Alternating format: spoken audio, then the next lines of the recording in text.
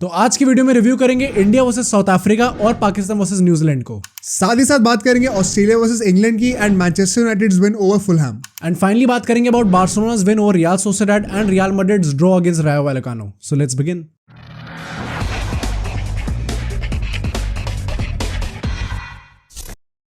तो भाई काफी जैम पैक्ड वीकेंड था, काफी सारे मैचेस हुए थे और काफी खुशी भी हो रही है वीकेंड खत्म होने के बाद। एज अ फुटबॉल फैन नहीं हो रही मुझे, but as a cricket fan काफी खुशी हो रही है एंड काफी एंटरटेनिंग भी रहा भाई साहब ये वीकेंड। मतलब कितने सारे मैचेस हुए हैं। पाकिस्तान ने कर्स कर दिया न्यूजीलैंड को बारिश के थ्रू। इंग्लैंड की भाई ह्यूमिलिएशन हो रखी है, राइट। एंड साउथ अफ्रीका की भी ह्यूमिलिएशन हो गई। इंडिया ने तो ह्यूमिलिएशन कर ही रखी है हर लोगों की। एंड क्लोज विक्ट्रीज आई है बार्सिलोना और यूनाइटेड की काफी ज्यादा। मैड्रिड का ड्रॉ हो गया। मतलब मैड्रिड ने भाई इतना दिमाग खराब करा है। बट ठीक है, सब पे डिस्कस करेंगे। Let's start with Pakistan versus New Zealand because ये गेम बहुत ज्यादा इंपॉर्टेंट था। हाँ।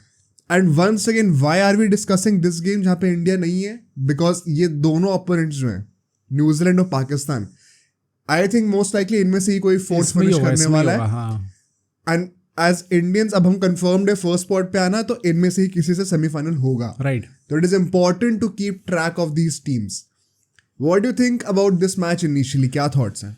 आई थिंक जब मैच स्टार्ट हुआ था, स्पेशली जब न्यूजीलैंड की बैटिंग हो गई थी, even coming into this game, I think कि New Zealand, I would say favourites New Zealand थे, क्योंकि ऑब्वियसली पाकिस्तान की टीम वीक भी है ऑन पेपर थोड़ी उनसे, प्लस आई थिंक ओवरऑल जैसे वर्ल्ड कप गया है न्यूजीलैंड का आई वुड प्रॉब्ली से बेटर रहा है थोड़ा।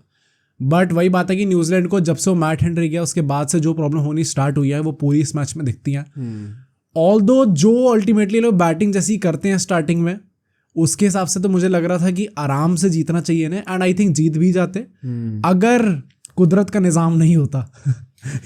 मतलब पहली बात तो ये कि न्यूजीलैंड की पहले बैटिंग आ रही थी और विलियमसन और सोधी जो है वो वापस आ चुके थे। ऑल्दो कुछ मेजर ओमिशंस भी थे, जैसे कि मैट हेनरी, जिसको रिप्लेस करना बहुत मुश्किल रहेगा, एंड उसकी कमी काइंड ऑफ खल गई, दिख गया इस बार। पाकिस्तान से भाई इस बार ओसामा मीर गया हुआ था और हसन अली को ले आए थे, विच मेंट बेसिकली कि 4 पेसिंग ऑप्शंस थे पाकिस्तान के पास और सिर्फ 2 पेसिंग ऑप्शंस थे न्यूजीलैंड के पास।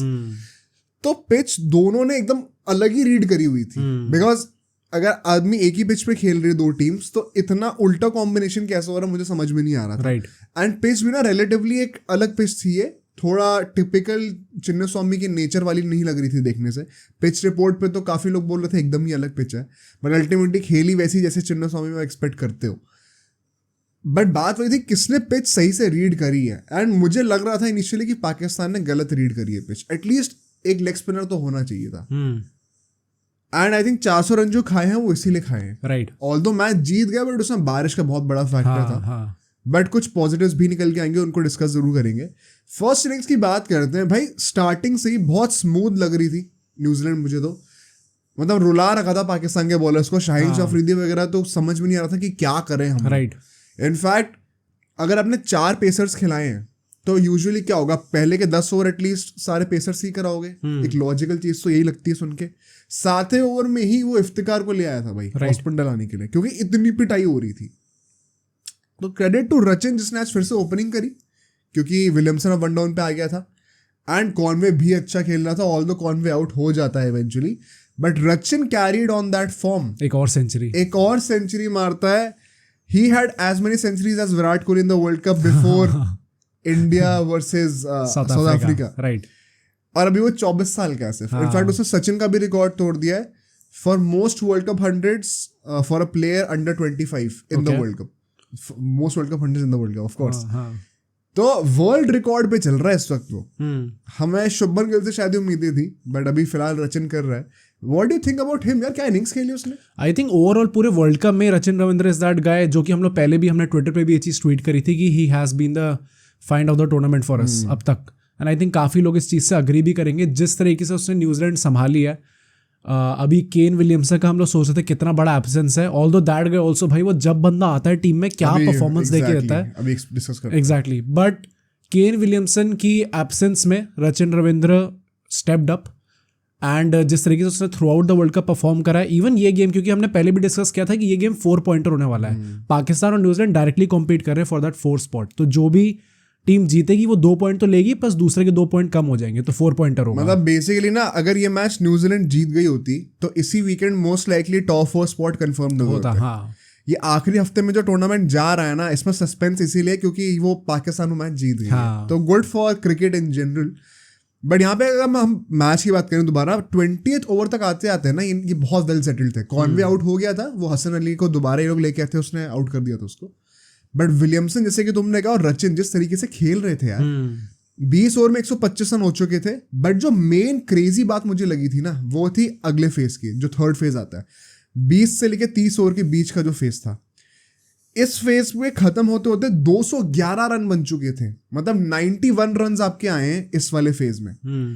30 ओवर में 211 रन बन चुके थे और एक भी विकेट नहीं गिरा था। और इस फेज से मेरा सबसे बड़ा टेकअवे पता है क्या था, जो क्वेश्चन मार्क था, क्या हारिस रऊफ जो फ्रॉड वाले शॉट्स हैं, राइट, ऑफ कोर्स फ्रॉड बोलना बहुत गलत बात है, फ्रॉड नहीं है, but exposed once ODI format में तो एक्सपोज हो गया वो, बहुत बुरा एक्सपोज हो गया। Exactly what do you think about his performance? कुछ वो है ना कि वो शायद थर्ड हाईएस्ट स्कोरर है इस टाइम पे वर्ल्ड कप में। अब तो आई थिंक विराट कोहली भी आ गया, तो शायद फोर्थ हाईएस्ट हो गया। टॉप 5 ले लो भाई, टॉप 5 में हारिस रऊफ भाई अपने टॉप स्कोरर्स की लिस्ट में आ रखे हैं, व्हिच बेसिकली मींस कि हाँ कि जितने रन खाया है वो बंदा।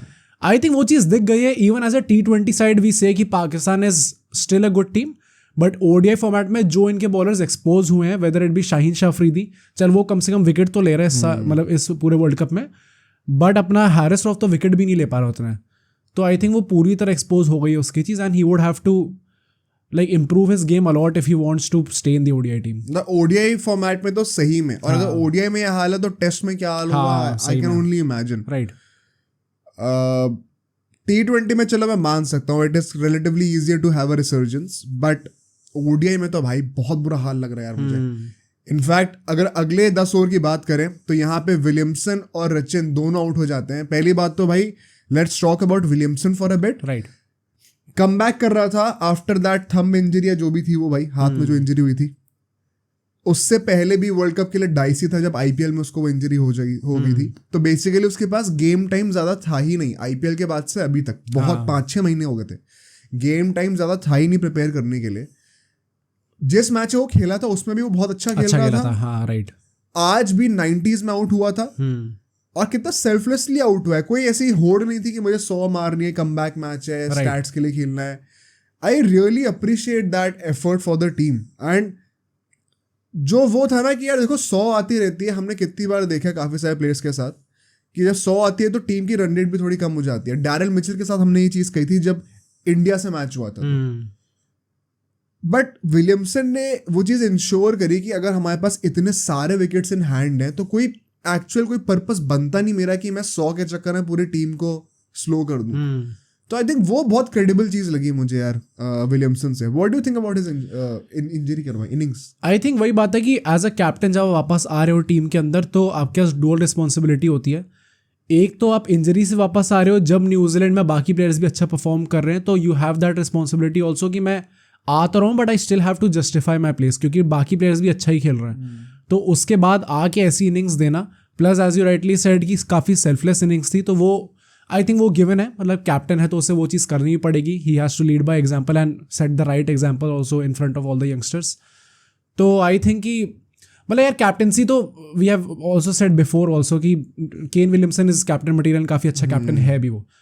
तो जो एक्सपेक्टेशंस थी उससे, अभी नेक्स्ट मैच खेलेगा वो, आई थिंक ही शुड भाई। हाँ, तो इफ ही कम्स बैक तो this is a big boost for New Zealand अपना, एंड जैसे खेल रहा है आई थिंक वैसे ही कंटिन्यू कर भी सकता है आगे। और मतलब thanks to the effort of Rachin and Williamson, although Rachin भी इसी फेज में आउट हो जाता है इवेंचुअली, वो भी इसीलिए he could have thought about scoring 150, 180, 200, but वही है कि टीम कम्स फर्स्ट एंड वो मारते मारते आउट हो जाता है अल्टीमेटली।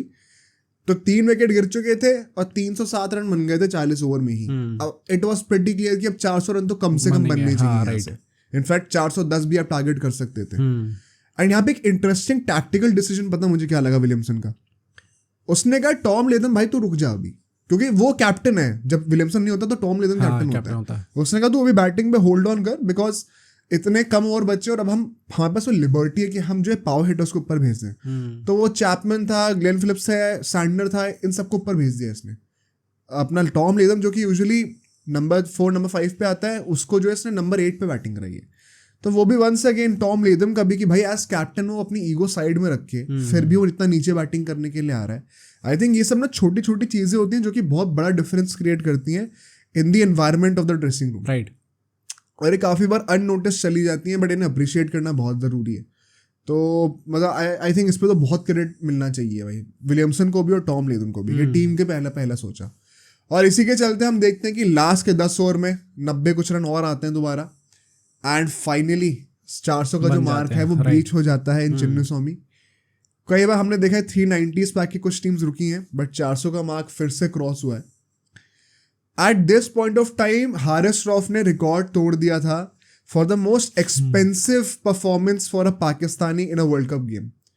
सबसे ज्यादा रन्स खाना बेसिकली एक गेम में जो कि 80 समथिंग कुछ पे था. उसी के 10 मिनट बाद शाहिद अफरीदी ने वो रिकॉर्ड तोड़ दिया था. भाई. तो बेसिकली मेरा कहने का पॉइंट ये है कि पाकिस्तान की वर्ल्ड कप हिस्ट्री की 2 सबसे एक्सपेंसिव परफॉर्मेंसेस एक ही मैच में आ गई. तो you kind of now understand why they deserved to be scored on 400. Right. And bowling wise, I think बहुत poor performance रही थी पाकिस्तान की. And captaincy में भी once again भाई Babar Azam right from the team selection to the execution हर जगह clueless लग रहा था. Would you question Babar's captaincy in this game also? या फिर do you think he made up for it with his bat? यार batting में भी आई थिंक मेन बंदा तो अपना फकर जमानी था. पूरे थ्रू आउट दिस टूर्नामेंट एक भी मैच में ऐसा नहीं लगा कि बाबर आजम मेन बंदा है. Although I will give him some credit अभी इस मैच में ना. मतलब आई थिंक मेन क्रेडिट तो मेरा यही जाएगा कि भाई 100 के ऊपर की स्ट्राइक रेट से खेल लिया आपने, वही बहुत बड़ी बात है, वरना आप उतने से भी नहीं खेल पाते. तो मुझे ये लगता है कि हाँ इस मैच में परफॉर्मेंस अच्छी थी बट वो भी इसीलिए ही आ पाई बाबर आजम की बिकॉज फकर जमान एक तरीके से एक तरफ से लगा हुआ था. That is why he was in a comfortable position to play a long game. तो मुझे लगता है कि कैप्टेंसी में हाँ यार मतलब अगर इतने एक्सपेंसिव जा रहे हैं आपके बॉलर्स अल्टीमेटली वहाँ पे उनकी क्वालिटी भी दिखती है बट हाँ टीम सिलेक्शन वाइज भी हमें क्वेश्चन करना ही पड़ेगा बाबर आजम को.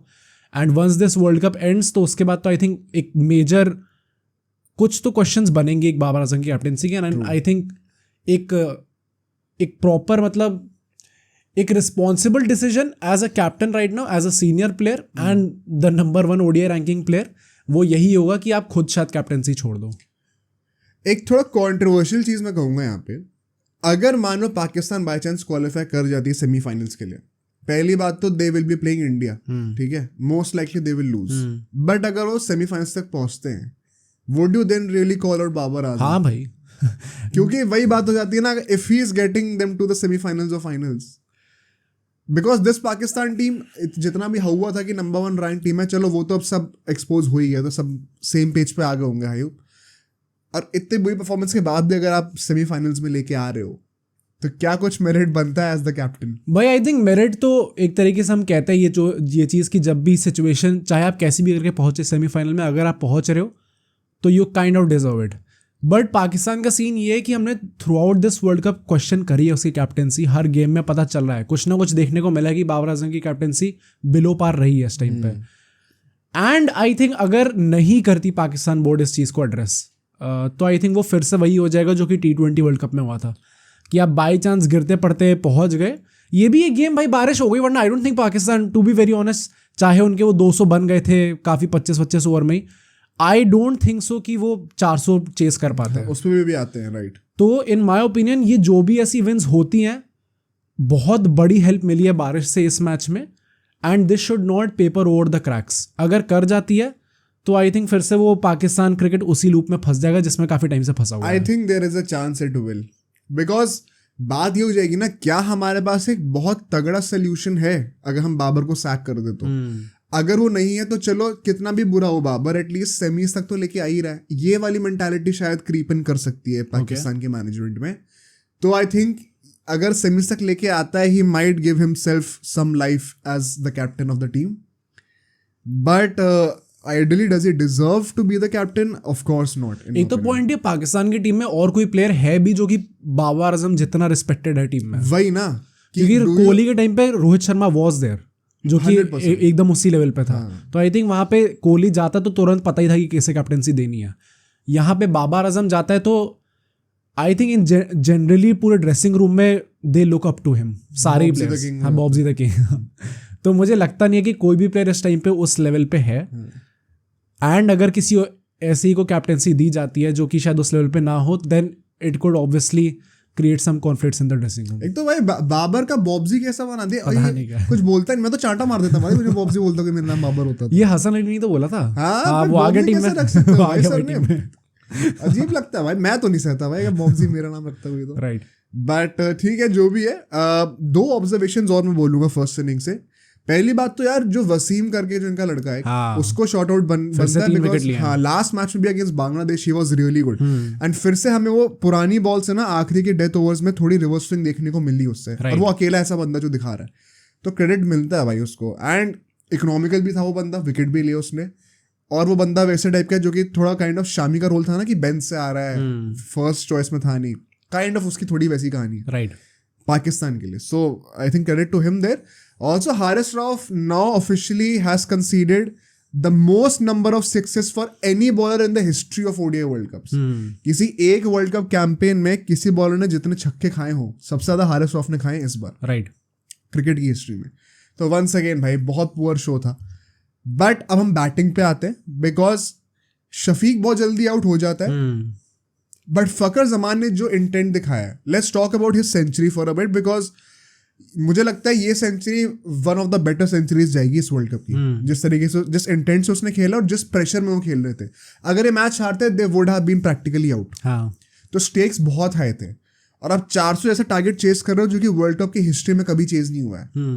पाकिस्तान की हिस्ट्री छोड़ो, किसी और की, न्यूजीलैंड की हिस्ट्री छोड़ो, पूरे वर्ल्ड कप की हिस्ट्री में कभी 400 चेज नहीं हुआ। राइट, तब भी आप गिव अप नहीं कर रहे एक एंड से, और जिस तरीके से उसने 100 मारी है, वन सेकेंड जो क्लीन हिटिंग करी है उसने, जो कि उसने बांग्लादेश के अगेंस्ट भी करी थी। How do you rate his innings? 126 not out of just 81 balls. जिस स्ट्राइक रेट से खेला है बंदा, क्योंकि एट टाइम्स जो भी ऐसी सिचुएशन जो भी तुमने डिस्क्राइब करी है, हम यही देखते हैं कि प्लेयर्स या तो आप क्रम्बल कर जाओगे अपने इसके अंदर, प्रेशर के अंडर, या फिर आप सेंचुरी मारोगे भी तो इस रेट पे नहीं मारोगे भाई जिस रेट पे अपने इसने, क्या नाम है इसका, फकर जमान ने मारी है। तो आई थिंक कि unless you are Rohit Sharma obviously, हाँ, बट जो इनिंग्स देखने को मिली है एंड जिस इंपॉर्टेंट स्टेज पे आई थी, प्रॉब्ली आई थिंक रिजवान ने की और सेंचुरी मारी है, बाकी से इसने ही मारी है फकर जमान ने। तो पूरे पाकिस्तान की इस वर्ल्ड कप कैंपेन में तो डेफिनेटली सबसे ज्यादा इंपॉर्टेंट सेंचुरी इसकी होने वाली है, सबसे इंपॉर्टेंट इनिंग्स थी पाकिस्तान की इस वर्ल्ड कप की। And plus as you rightly said कि 400 का टारगेट होता है, उसके बाद आप प्रेशर के अंडर ऐसा खेल रहे हो, तो we have to give credit to him. And इसी की वजह से हमने देखा कि वो बाबर आजम भी इसीलिए ही अच्छा खेल पाया। अच्छा, अब मैं यहाँ पे बोलूंगा कि मैं क्यों बाबर आजम को क्रेडिट दूंगा थोड़ा सा, ठीक है। हमने कितनी बार क्रिटिसाइज करा कि वो पावर हिटिंग नहीं कर पा रहा, स्ट्राइक रोटेट नहीं कर पा रहा, क्लूलेस लगता है। आज के मॉडर्न ओडीआईज में इतना स्लो बैट्समैन कैसे हो सकता है, और उसको आप फैब 4 में बोलते हो। बट इस बार उसकी 100 से ऊपर की स्ट्राइक रेट थी, और जो उसका रोल था इस टाइम पे वो क्लियरली यही था कि फकर जमान मेन प्लेयर है इस वक्त, मुझे सेकंड फिडल खेलना है, मुझे इसको स्ट्राइक देनी है, let him take the charge, ये प्रेशर पे काउंटर अटैक करेगा, मैं अपने एक एंड से टिका रहूंगा। अब टिका रहूंगा का मतलब ये नहीं कि मैं स्ट्राइक पे आ गया तो मैंने 3 बॉल चूज किया बैठ के, नहीं, जैसी स्ट्राइक पे है रोटेट करके वापस दे दी, ताकि मेरी खुद की स्ट्राइक रेट भी 100 की बनी रहे, और दूसरा बंदा तो वहां से छक्के चौके मार ही रहा है। तो आई थिंक यहाँ पे उसने बहुत इंप्रूवमेंट दिखाया था। अब इसमें 2 फैक्टर्स आप कह सकते हो। पहला फैक्टर कि भाई पिच बहुत अच्छी थी, आउटफील्ड बहुत अच्छी थी, बैटिंग कंडीशंस बहुत अच्छी थी, ठीक है चलो, but we have seen him struggle against Australia on the same wicket as well. Second factor हो सकता है कि बारिश की वजह से it did not benefit England का, New Zealand, especially after the first rain shower. जब इस सोदी बॉलिंग करने के लिए आया था भाई, उसको तो रुला कर मारा फकर जमान ने यार, and it took off a lot of pressure from Babar Azam. But I think this was his best innings from this world cup, Babar Azam के लिए मैं ये कहूँगा। राइट, ऑन पेपर उसका हाईएस्ट स्कोर नहीं है इस वर्ल्ड कप का, बट सबसे कन्विंसिंग ओडीआई इनिंग्स जो मुझे देखने को मिली है बाबर आजम से, वो ये वाली थी। तो आई विल गिव हिम क्रेडिट, क्योंकि इंप्रूवमेंट दिखा है वहां पे मुझे। बट फिर दोबारा बारिश हो जाती है भाई, एंड यहाँ पे one second credit to Pakistan की, इन लोगों ने डीएलएस का दिमाग में रखा ध्यान, और हमेशा राइट फ्रॉम द बिगिनिंग वो डीएलएस टारगेट से ऊपर ही थे भाई, कि बाय चांस अगर मैच अबैंडन हो जाए, हम अपनी तरफ से कोई स्टोन अनटर्न नहीं छोड़ेंगे to qualify for the semifinals. And New Zealand should have done better with their bowling I guess, but मुझे लगता है विलियमसन थोड़ा क्लूलेस था उस टाइम पे, बिकॉज एक भी बॉलर परफॉर्म करके नहीं दे रहा था। Even Trent Boult was not looking good, right. और Matt Henry as I said before, उसकी कमी भाई बहुत ज्यादा खलने वाली है for sure. So all in all a very very important win for Pakistan. एक स्टैट मैंने पढ़ा था, इस वर्ल्ड कप से पहले आज तक जितनी भी बार पाकिस्तान और न्यूजीलैंड ओडीआई वर्ल्ड कप में मिले सिर्फ 2 ही बार न्यूजीलैंड जीती है। तो हिस्टोरिकली पाकिस्तान बहुत हेविली फेवर्ड थी और फिर से वो जीतते हैं। What do you think, is it the curse, कुछ डेस्टिनी अच्छी रही है न्यूजीलैंड की? क्योंकि अगर ये यहाँ से क्वालिफाई नहीं करते हैं, let's talk a couple of minutes on this as well, then we'll move on to Australia versus England. अगर न्यूजीलैंड यहाँ से क्वालिफाई नहीं करती है, और क्वालिफिकेशन सिनेरियो भी डिस्कस कर लेते हैं बिकॉज नेक्स्ट गेम होने वाला है इनका श्रीलंका से, एंड चांसेस है कि वो रेन वॉश आउट हो सकता है। Although I don't think wash out होगा पर्सनली, बट अगर हो गया तो पाकिस्तान को बस अपना लास्ट गेम जीतना है। राइट, रन रेट का सोचना ही नहीं है। अगर तुम जीते तो तुम क्वालिफाइड हो। वो भी इंग्लैंड से है, इंग्लैंड से है भाई, तो you have to fancy yourself winning. Last position वो टीम से है वो। अगर न्यूजीलैंड यहां से क्वालिफाई नहीं करती है after winning their first 4 games, 5 game लगातार they go without a victory, how would you rate their campaign and what do you think went wrong? मुझे तो ऐसा लगता है कि एक तो जो वो पॉइंट रहेगा ही जो कि हम लोग स्टार्टिंग से पॉडकास्ट में कहते आ रहे हैं कि न्यूजीलैंड को काफ़ी लोगों ने थोड़ा मिसजज करा इस सेंस में कि स्टार्टिंग के उनके ईजी गेम्स हो गए, डिफिकल्ट गेम्स हुए नहीं, तो ऑब्वियसली उन्हें जीतना तो था ही। एंड शायद इसलिए दिमाग में एक थोड़ी फॉल्स इमेज बन गई कि भाई this is the team to beat. I remember and it was also correct to जज दैट वे। जब इंग्लैंड और न्यूजीलैंड और इंडिया का मैच हो रहा था तो उस टाइम पे टॉप 2 टीम्स वो थे। हाँ, तो तब ये था कि ये दोनों टीम है जो कि अलग दिख रही हैं। अभी साउथ अफ्रीका इंडिया का मैच हुआ तो अभी था कि ये दोनों टीम्स अलग दिख रही हैं। तो इट काइंड ऑफ शोज कैसे न्यूजीलैंड इतनी जल्दी गिर गई। तो बट हाँ, कंटिन्यू। मुझे तो ऐसा लगता है कि यार ये हम कितना भी कह लें न्यूजीलैंड को, बट ये चीज़ एक्सेप्टेबल ऑब्वियसली नहीं है कि आई गेट सबको सारे टीम्स के साथ ही खेलना है। तो अल्टीमेटली जो भी 4 टीम्स आगे जाएंगी वो डिजर्विंगली जाएंगी। तो यहाँ पे मैं कितना भी कह लूँ, क्योंकि न्यूजीलैंड इज दैट टीम जो कि हिस्टोरिकली जिसको लक फेवर नहीं करता है, और पाकिस्तान इज दैट टीम जिसको लक फेवर कर रहा है। अभी T20 वर्ल्ड कप में भी कर रहा था, यहाँ पे भी कर रहा है। तो अगर वो दोनों टीम्स एक स्पॉट के लिए भिड़ रही हैं तो ऑब्वियसली एक लक जो है वो पाकिस्तान को ज़्यादा फेवर करेगा। मुझे बस ये लगता है कि कितना भी कह लो, बट आप ऐसा नहीं कर सकते कि आप सारी मेजर टीम से अगेंस्ट हार जाओ, कितना भी कह लो। Then you don't deserve to be exactly, in the हाँ, semi-finals. करते ही नहीं आप। तो मैं पाकिस्तान के लिए जितना भी कहूँ कि यार ये लोग कहीं फ्लूकी विन से पहुंच जाएंगे, बारिश करे से पहुंच जाएंगे, at the same time I also have to call out New Zealand, क्योंकि आपने भी अपनी कुछ अथॉरिटी दिखाई नहीं उसके बाद।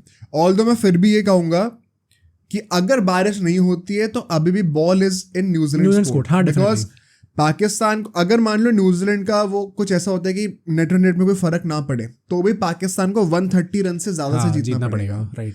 एंड ऑल्दो इस पूरे वर्ल्ड कप का थोड़ा थीम ये रहा है कि बहुत ही वन साइडेड गेम्स होते हैं, तो it won't be a big surprise for me, but 130 run से जीतना फिर भी मजाक नहीं होता भाई, it is a big job. So New Zealand के पास ही अभी भी बॉल इन द कोर्ट है। अगर वो एक बड़े मार्जिन से हरा पाते हैं श्रीलंका को, तो it will be impossible for Pakistan to chase that target in terms of net run rate. But हाँ, न्यूजीलैंड ने मुश्किल तो कर दिया है, and India should be very happy कि वो फर्स्ट फिनिश कर रहे हैं, बिकॉज जो भी 4th पोजीशन पे टीम आएगी ना, वो बहुत अच्छे फॉर्म में नहीं है, स्ट्रगल करके आ रही है। So good news for India as well. Pakistan के लिए क्या लगता है, are they going to win their last game? I think last game जीत जाएंगे इंग्लैंड से। मेरा पॉइंट ये है कि वहाँ पे जो हमने नेट रन रेट वाला सीन देखा, ये 130 रन वाला सीन देखा, यहाँ पे बाबर आजम का काफ़ी रोल आएगा, क्योंकि वी नो कि थोड़ा स्लो खेल रहा है इस पूरे वर्ल्ड कप में। ऑल्दो लास्ट मैच में 100 के ऊपर की स्ट्राइक रेट से खेला है, बट द पॉइंट इज़ कि इवन फ़कर जमान काफ़ी इंपॉर्टेंट होगा नेक्स्ट मैच में, क्योंकि बाई चांस अगर ये लोग चेस करने जाते हैं या फिर बड़ा टारगेट भी खड़ा करते हैं, तो इन्हें थोड़ा ऑल आउट सिचुएशन में जाना पड़ेगा, जल्दी खेलना पड़ेगा बड़े मार्जिन से नेट रन रेट बेटर करने के लिए। तो वहाँ पे फ़कर जमान को तो गिवन द सैम्पल साइज मैं अभी तब भी कह सकता हूँ कि वो परफॉर्म कर लेगा, but I would love to see कि बाबर आजम कैसा परफॉर्म करता है। तो भाई यहाँ से चलते हैं अगले मैच में। अगर इंग्लैंड की बात हो ही रही है, it is Australia versus England, the Ashes of sorts. Right. तो यहाँ पे यार मैं पर्सनली कहूंगा, अगर मैं एक ओवरव्यू दूं गेम का सबसे पहले, तो before going into the details, I think England should have won this game. Okay, जैसा टारगेट था, दे शुड हैव चेस्ड। काफी क्लोज आ गए थे भाई। क्लोज तो क्या ही आए अगर तुम 30-35 रन से हार ही रहे हो तो। नहीं तो, और आई थिंक कि जितना हमने मैचेस देखे हैं इस पूरे वर्ल्ड कप में, वन साइडेड हुए हैं, but I don't think 30-35 run is one sided वैसे तो। ओके, मतलब इज क्लोज वैसे तो, it is kind of one sided. The point is England के साथ ना, you can't really analyse a lot at this point, because जो भी कर रहे हैं सभी गलत हो रहा है। जैसे इंडिया के लिए हम नहीं कह रहे कि सभी कैसे फॉर्म में आ गए एकदम से, सॉरी 11 के 11 प्लेयर, वैसे ही इंग्लैंड का एकदम ही उल्टा है। 11 के 11 प्लेयर इतना बकवास कैसे खेल सकते हैं भाई। ऑल्दो क्रिस वोक्स ने 4 विकेट लिए थे, उसको डिस्कस करेंगे, बट यार थोड़ा अजीब लगा मुझे। मतलब let's start with the toss only. England toss जीत के बॉलिंग करती है, और कुछ इसमें मैं ब्लेम नहीं करूंगा, पिच के हिसाब से एकदम सही डिसीजन था। यहाँ पे स्टोइनिस और ग्रीन जो है ऑस्ट्रेलिया के पॉइंट ऑफ व्यू से वो आ गए थे टीम में, बिकॉज हमें पता है कि मैक्सवेल को तो वो गोल्फ खेलते खेलते हो गई है, और मिचेल मार्श फैमिली रीजन से चला गया अपना। इंग्लैंड ने आई थिंक एक भी चेंज नहीं करा था 11 में, which was also expected and the right decision. तो टॉस के मामले में एकदम, और कंडीशंस के मामले में एकदम परफेक्ट चल रही थी इंग्लैंड यहाँ तक, ठीक है। बट जब एक्चुअली में खेलने की बात आई, यहाँ पे हम डिस्कस करते हैं बिकॉज ऑस्ट्रेलिया ने once again they try to push England on the back foot, but Chris Woakes ने पहले के 10 ओवर में दोनों ओपनर्स आउट कर दिया था, ट्रेविस हेड और वार्नर को, जो कि इतना तगड़े फॉर्म में अभी रिसेंटली हमने देखा न्यूजीलैंड के अगेंस्ट। पर्टिकुलरली वार्नर का जो सेटअप था, उससे एक बॉल पहले वो छक्का खाया था वहां पर, just short of length ball थी, ऑफ स्टंप पे आ रही थी, सामने छक्का मारा था उसने खड़े खड़े, सेम स्पॉट पे वो बॉलिंग कराता है, बट इस बार ना फिंगर्स रोल कर देता है, तो बॉल थोड़ी स्लो हो जाती है और वो घूमती है ऑस्पिन की तरह, तो ग्रिप मिलता है सरफेस से, तो थोड़ा ज़्यादा बाहर निकलती है बॉल पड़ के, और बाउंस ज़्यादा मिलता है, और वो टॉपेज लग जाता है इसी चक्कर में, ओके, और वो आउट हो जाता है। इट वॉज आई थिंक एक छोटी टेक्निकल ऑब्जर्वेशन बताऊँ तो it was a good setup in my opinion. और इसी के चलते ना they were kind of struggling, Australia की बात करूँ तो, बिकॉज स्मिथ और लाबुशेन यहाँ पे आते हैं उस टाइम पे, और वो दोनों बहुत स्लो स्ट्राइक रेट से खेल रहे थे भाई। मैंने तो इनफैक्ट नोट भी किया था, इनके 20 ओवर में सिर्फ 53 रन थे भाई। आई थिंक ये चीज़ हमने बोली हुई थी पहले पॉडकास्ट में कि इन दिस टीम ऑस्ट्रेलिया में राइट नाउ ऐसी स्ट्राइक रेट से खेलने वाला सिर्फ एक ही बंदा खेल सकता है, and obviously that is going to be Steve Smith. तो लाबुशेन की एक्चुअली में जगह बनती नहीं है, और उसी ने रन मार दिया। हाँ right, and I will give him some credit also यार, क्योंकि इस फेज तक हम बात करें ना, लाबुशेन का एक टाइम आया था बीच में जब कुछ 20-25 बॉल में सिर्फ 6-7 रन थे इसके, ओके, इतना स्लो खेल रहा था, बट अल्टीमेटली जिस स्ट्राइक रेट में उसने फिनिश करा इट वाज मच बेटर। और यहाँ पे ना यार, मतलब पर्सनली आई थिंक कि जो मेन प्रॉब्लम रही है इन लोगों के साथ, bye the way I am so sorry, मैंने कितने रन कहे थे 20 ओवर में? 50 कुछ कहे थे ना, वो बेसिकली ऐड करा है, मतलब 10 से 20 ओवर के बीच में 50 रन आए, ऐसा नहीं कि टोटली 50 रन थे, just to clarify. The point is कि हर फेज में ना एक बहुत अच्छा एक्सेलरेशन हमें देखने को मिल नहीं रहा था ऑस्ट्रेलिया से। अगले जो 10 ओवर होते हैं 20 से 30 ओवर के बीच में, उसमें भी सिर्फ 52 रन ही आते हैं, उसमें 2 विकेट और गिर जाते हैं, स्टीव स्मिथ आउट हो जाता है। अच्छा, जॉश इंग्लिश जब बैटिंग करने के आता है बड़ा रिस्पॉन्सिबल लगा मुझे भाई, मतलब रिवर्स स्वीप मार के आपने जो है थर्ड मैन के हाथों में बॉल दे दी। उससे पहले जस्ट पहले स्टीव स्मिथ भी वही थर्ड मैन पे आउट हुआ था, काइंड ऑफ एक कट मारते हुए अजीब सा। आई थिंक यहाँ पे ना एक बहुत अच्छा चांस था इंग्लैंड के पास कि हम कैप्चर कर लें अब इन लोगों को, और अब यहाँ से चोक कर दिया जाए पूरा। ऑल्दो ये पिच ऐसी थी जहाँ पे आप 300 से ऊपर बना सकते थे, but still I would say कि अगर ये 280 कुछ पे सिमट रहे हैं, ये 250 पर भी सिमट सकते थे एक टाइम पे, जैसी बॉलिंग कर रही थी इंग्लैंड। तो थोड़ा बहुत तो वहाँ पे इन लोगों ने लेट लूज करा, बिकॉज वो कैमरून ग्रीन ने थोड़े रन मार दिए, लाबुशेन ने अल्टीमेटली एक अच्छी इनिंग्स खेल दी, I think one of his better innings, because यहाँ पे जो वो देखो स्टार्टिंग में ना क्या था, जब लाबुशेन रन मार रहा था, हमने पहले भी डिस्कस कराई, उसके ऊपर ना बहुत ज़्यादा एक वन डायमेंशनल तरीके से उसको खेलना अलाउ कर दिया था बेसिकली, बिकॉज दूसरे एंड से विकेट चोक कर रहे थे सारे, तो उसके पास वो लिबर्टी थी कि मैं टिक कर खेलूँ आराम से, अटैक ना करूँ। तो वो एक डायमेंशन तो कवर हो गई टिकने की, बट दूसरी डायमेंशन ऑफ अटैकिंग वो कवर नहीं हो रही थी।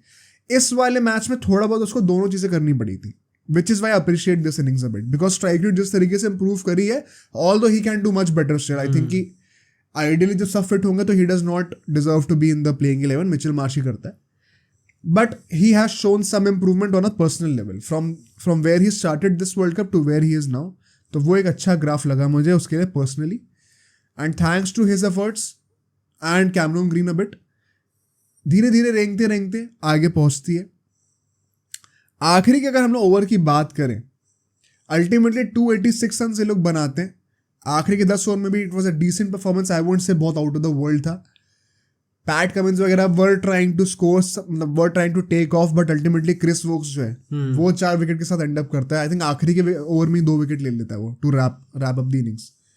Chris Woakes was that one positive from England. I think पूरे वर्ल्ड कप में कोई एक बंदा जिसने पूरे मतलब throughout the world cup धीरे धीरे करके अपनी परफॉर्मेंस इंप्रूव करी है, क्योंकि Chris Woakes also was not having a good world cup जब स्टार्ट हुआ था, बट स्पेसिफिकली अपना इंडिया के अगेंस्ट भी अच्छा खेला था एंड नाउ अभी अपना इंग्लैंड ऑस्ट्रेलिया के अगेंस्ट भी अच्छा खेला है. तो I think he is that one guy जिसने थोड़ी इंप्रूव करा अपनी performance. And credit to Adam Zampa because उसने 29 रन मारे ऑफ जस्ट 19 बॉल्स. एक अनएक्सपेक्टेड बंदे ने रन मार दिए थे और वही आगे जाके 3 विकेट भी लेता है. Right, deservedly the man of the match. But हाँ, यहाँ पर भी 286 रन थे इनके, 287 चेज हो जाना चाहिए था इन माय ओपिनियन. गिवन जो टैलेंट है इनकी बैटिंग लाइनअप में और जैसी पिच है, there was no excuse to not chase this. But जिस तरीके से हम लोग देखते हैं इनको यार, मतलब पहली बॉल पे आप आउट हो जा रहे हो. बेयरस्टो पहली बॉल पे आउट हो गया, ठीक है. रूट का हमने डिस्कस किया कैसे कि पावर प्ले में जब भी बैटिंग करने के लिए आता है ऑलमोस्ट गारंटीड है कि रूट भी आउट हो जाएगा. जब भी पहले 10 ओवर में रूट बैटिंग करने आया है सिंस द 2019 वर्ल्ड कप, उसकी एवरेज शायद कुछ 10 से नीचे की है, 4-5 कुछ की एवरेज है. क्रेजी भाई. तो it is kind of confirmed कि वो आउट हो ही जाएगा. आप ग्रांटेड लेके चल रहे हो, और अगर इतनी पुअर स्टार्ट अगर आपकी शुरू हो ही गई है ना, तो फिर इतना ज्यादा प्रेशर कोई कैसे संभालेगा. What would you say about this collapse by the English batting lineup once again? Because हमने इंडिया के अगेंस्ट भी चीज देखी थी on a batting wicket by the way. What do you think? I think it is that only कि कोई भी अभी अच्छे फॉर्म में है नहीं. Even Ben Stokes also batting में वो श्रीलंका वाली थी. I'm so sorry. वो लखनऊ की पिच थी. इवन बेन स्टोक्स को हम लोग सोचते हैं कि खेल रहा है, बहुत कम स्ट्राइक रेट से खेल रहा है, उसमें भी आई थिंक उसकी पावर हिटिंग भी उतनी खास हो नहीं रही, प्लस एक तरफ से विकेट गिरते ही जा रहे, तो उसके पास भी बहुत ज़्यादा लिबर्टी फ्रीडम होती नहीं है कि वो एक्सेलेरेट कर सके. तो I think it's just that कि ना इनके ओपनर्स परफॉर्म कर रहे हैं, ना इनका कैप्टन परफॉर्म कर रहा है. एंड जब इतना स्टार्टिंग में आपके इतने विकेट्स गिर जाते हैं तो एक ऑब्वियसली एक साइकोलॉजिकल प्रेशर बन जाता है. एंड फिर आप उस ग्रे एरिया में फंस जाते हो कि मेरे को एक्सेलेरेट करना है या फिर मेरे को धीरे खेलना है. एंड उसी के चक्कर में आप कभी धीरे खेलोगे तो वैसे भी गेम किल हो जाएगा, और एक्सेलेरेट करने जाओगे तो विकेट थ्रो कर दोगे तो वैसे भी गेम किल हो जाएगा. और एक चीज में जो मैं जल्दी से दोबारा क्वेश्चन करूंगा, which is the spirit of the game, because England के लिए बहुत इंपॉर्टेंट होती है अपेरेंटली. पहले पावर प्ले में स्टार्क ने 2 विकेट लिए थे बेस्टो और रूट का, और दोनों का अगर आप डिसमिसल देखें DRS के चक्कर में आउट हुए हैं लोग. इनको खुद नहीं लगा कि हमें वॉक ऑफ कर जाना चाहिए जब अंपायर से अपील करी जा रही थी, तो जब बॉलर्स अपील कर रहे थे तो तब क्या, क्योंकि पता है you look so silly at this point of time. पहले पता है क्या, it made more sense to not walk off, चाहे वो स्पिरिट ऑफ द गेम में हुए ना हो, बिकॉज आपको पकड़ने के लिए कुछ नहीं है. अब तो टेक्नोलॉजी आपके सामने बैठी है जो कि पूरे स्टेडियम में दिखा रहे होते हैं बड़े टीवी में. तो क्या लॉजिक है चीटिंग करने का. And I think the only point is कि हम लोग भी इसीलिए ही कॉल आउट कर रहे हैं क्योंकि ये लोग रोते इतना है स्पिरिट ऑफ द गेम के लिए. आइडियली अगर इंडिया में भी ऐसा होगा, कोई बैट्समैन आउट हो जाएगा, वो वॉक ऑफ नहीं करेगा, तो मैं कॉल आउट नहीं करूंगा, क्योंकि भाई बच के खेलो अपना आराम से. और हम रोते भी नहीं, है. वही पॉइंट है बेसिकली. अगर हम रोएंगे तो फिर हमें कॉल आउट भी करना चाहिए. यही हिपोक्रेसी दिख जाती है इंग्लिश मीडिया की. हमने रील भी बनाई थी इस पर, हम लोग पॉडकास्ट में भी डिस्कस कर चुके हैं कि अगर आप वो if you are going to be those guys जो कि स्पिरिट ऑफ द गेम का झंडा लेके चलने वाले हैं कि हमें मंकड़ आउट मत करो, ये against the spirit of the game है, तो फिर आपको एकदम लिटरली टेक्स्ट बुक रूल्स के हिसाब से वर्ड बाय वर्ड चलना पड़ेगा. और अगर स्पिरिट ऑफ द गेम की इतनी बात है तो जब आपको पता है आप आउट हो देन वॉक ऑफ. अगर नहीं कर रहे तो फिर रो मत. सिंपल सी बात है. मतलब मेरे को तो बड़ी खुशी हुई ये चीज देख के. इट इज बेसिकली जो कर्म आप करोगे वही पलट के वापस आ रहा है. बट हम देखते हैं कि बेन स्टोक्स जैसे कि तुमने कहा थोड़ा सा ना न्यूट्रलाइज करने का ट्राई करता है इनिंग्स को. एंड बिकॉज टारगेट बहुत बड़ा नहीं था तो he could afford to take his time. In fact एक फेज था जब मुझे याद है इसके टोटल जो खुद का पर्सनल स्कोर था वो 27 रन थे 48 बॉल्स पे. बहुत स्लो चल रहा था बीच में ये. आई थिंक 20-21 ओवर तक का इसका ये स्कोर था. और उसके बाद वो थोड़ा एक्सेलरेट करना शुरू करता है डेविड मलान के साथ, ऑल्दो इवेंचुअली वो आउट हो जाता है मलान वहां पे. स्टोक्स का ना मुझे फिर से वैसी इनिंग्स लगी जो आई डोंट रिमेंबर ये कौन सा मैच था एग्जैक्टली, शायद श्रीलंका वाला मैच था जो कि चिन्नास्वामी में हुआ था, जब ये एक एंड से टिका हुआ था. इसे समझ भी नहीं आ रहा था मैं कब एक्सेलरेट करूं, कब रुक जाऊं. 60-40 रन मारे थे ऐसे मारे थे. हाँ. और बहुत ज्यादा बॉल ले ली थी अल्टीमेटली. तो बेन स्टोक्स का उस मैच में हमने कॉल आउट नहीं किया था बिकॉज अकेला बचा हुआ था, वो प्रेस करना बनता था. बट इस मैच में मैं कॉल आउट करूंगा. अगर आप एक अग्रेसिव ब्रांड ऑफ क्रिकेट लेके आ रहे हो वर्ल्ड कप में, या तो उसके साथ स्टिक करो, और या तो don't be so over confident कि मैं वर्ल्ड कप से 1 महीना पहले ओडीआई में वापस आ जाऊंगा और मैं तहलका मचा दूंगा. Because you kind of have gotten exposed with all due respect to Ben Stokes. जो इंटेंट से वो खेल रहा था खुद ही इतना कंफ्यूजिंग लग रहा था, मैं कब मारने जाऊं कब ना, क्योंकि अल्टीमेटली आउट विकेट थ्रो करके ही हुआ है। अगर पेशेंस है तो फिर पूरा ही खेल लो 50 ओवर, और अगर नहीं थी पेशेंस तो पहले से इरिटेट क्यों हो रहे थे फिर? या तो पहले से अटैकिंग क्रिकेट खेलते, क्योंकि टीम को तो तुमने लटका ही दिया। रन रेट जो है वो अब 7-8 की हो चुकी है जब तुम आउट हुए हो जिस टाइम पे, ठीक है? या तो अब यहाँ से फिनिश करके जाओ और you will look like a clown. और ये it is not a winning game for a batsman, ये मैंने पहले ही बहुत बार कहा है। ओडीआई क्रिकेट में जब भी आप एक लंबी इनिंग्स प्लान कर रहे होते हो, हमने ये बात सबसे पहले स्टीव स्मिथ के लिए कही थी पहले मैच में इंडिया के अगेंस्ट।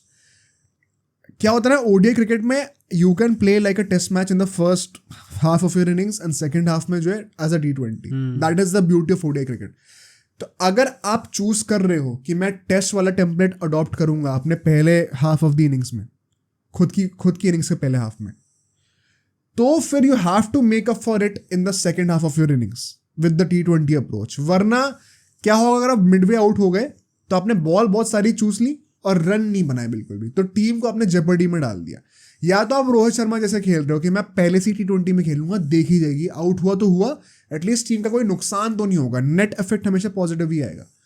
बट जिस तरीके से बेन स्टोक्स ने बैटिंग करी, I think it was very uncharacteristic of someone of the stature of Ben Stokes. Even अभी हमने रोहित शर्मा के लिए बोला, आई थिंक वो लैक ऑफ, मतलब एक वो क्लैरिटी होना दिमाग में इन एवरी ओवर, जिस भी ओवर में आप खेल रहे हो, चाहे 19वां ओवर हो, 20वां ओवर हो या पहला ओवर हो, वो क्लैरिटी होना दिमाग में। Again we can learn something from Rohit Sharma, क्योंकि ये चीज़ हमने इस वर्ल्ड कप में देख ली कि या तो वो स्टार्टिंग से आके मारेगा, जो कि हम लोग जो भी मैच डिस्कस करने वाले वहाँ पे भी उसने आते ही थोड़ा ही स्टार्ट कर दी थी, या फिर गेम आपका पैन आउट होगा इंग्लैंड जैसा जहाँ पे बाकी विकेट्स गिर रहे हैं, तब आपके दिमाग में क्लैरिटी है कि I pick and choose my balls और मैं एंड तक खेलने जाऊँगा। दोनों चीज़ें कर ली, तो वो क्लैरिटी होना आई थिंक दिमाग में बहुत इंपॉर्टेंट है।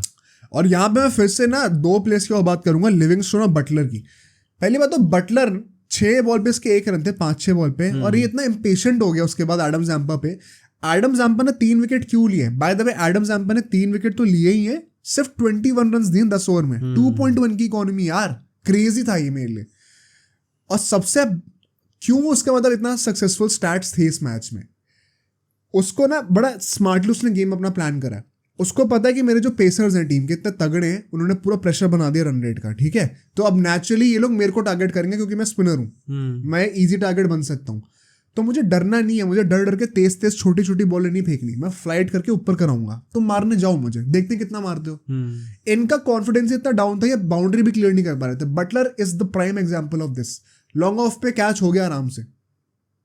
इसी के चलते हम देखते हैं कि एडम जैम्पा जो है इतना स्मार्ट बॉलिंग करके जो 3 विकेट लेता है ना, I think deservedly the man of the match and one of the better leg spinning performances from a player इस वर्ल्ड कप में, फॉर श्योर। बड़ा मुझे बढ़िया लगा देखकर। मतलब अगर इंडिया ऑस्ट्रेलिया का फाइनल होता है अहमदाबाद में, तो जैम्पा के साथ कैसे खेलेंगे ये लोग, देखने में बहुत मजा आएगा, क्योंकि गूगली भी अच्छी डालता है वो। और उसके बाद मोइन अली वगैरह थोड़ा ट्राई कर रहे थे, बट वही था कि गेम खत्म होने ही वाला था। 5-6 विकेट ऑलरेडी गिर चुके थे, पूरा आपका मेन जो बैटिंग ऑर्डर था सब खत्म हो चुका था। अब वो तुम एंड में बुला के मार्क वुड और क्रिस वोक से कितनी रन बनवा लोगे, डेविड विली से? तो it was always a losing game for them. और अल्टीमेटली ऑस्ट्रेलिया बहुत ही कन्विंसिंगली, तुम्हें याद है मार्जिन कितना था? If you remember, I think 100 से ऊपर कुछ का मार्जिन रहा है। ओके। और मतलब वही बात है ना कि इंग्लैंड पूरे वर्ल्ड कप में ह्यूमिलेट हुई है, बट अब ना वो शेम कर रहे हैं, पता है लोग उनको, क्योंकि तुम अगर चलो मान लो ये मैच हार भी जाते, एटलीस्ट फाइट दे के तो हारते। और जो 100 रन प्लस में क्या कह रहा हूं, नहीं 100 नहीं 30 समथिंग, क्या बोल रहा हूँ भाई, रन क्या होगा, इतने सारे मैचेस कवर करने ना। द पॉइंट इज कि आप फाइट देते हो अगर निकलो तो समझ में आता है। ऑन पेपर लग रहा है 30 रन से जीते, अरे भाई क्लोज है वो।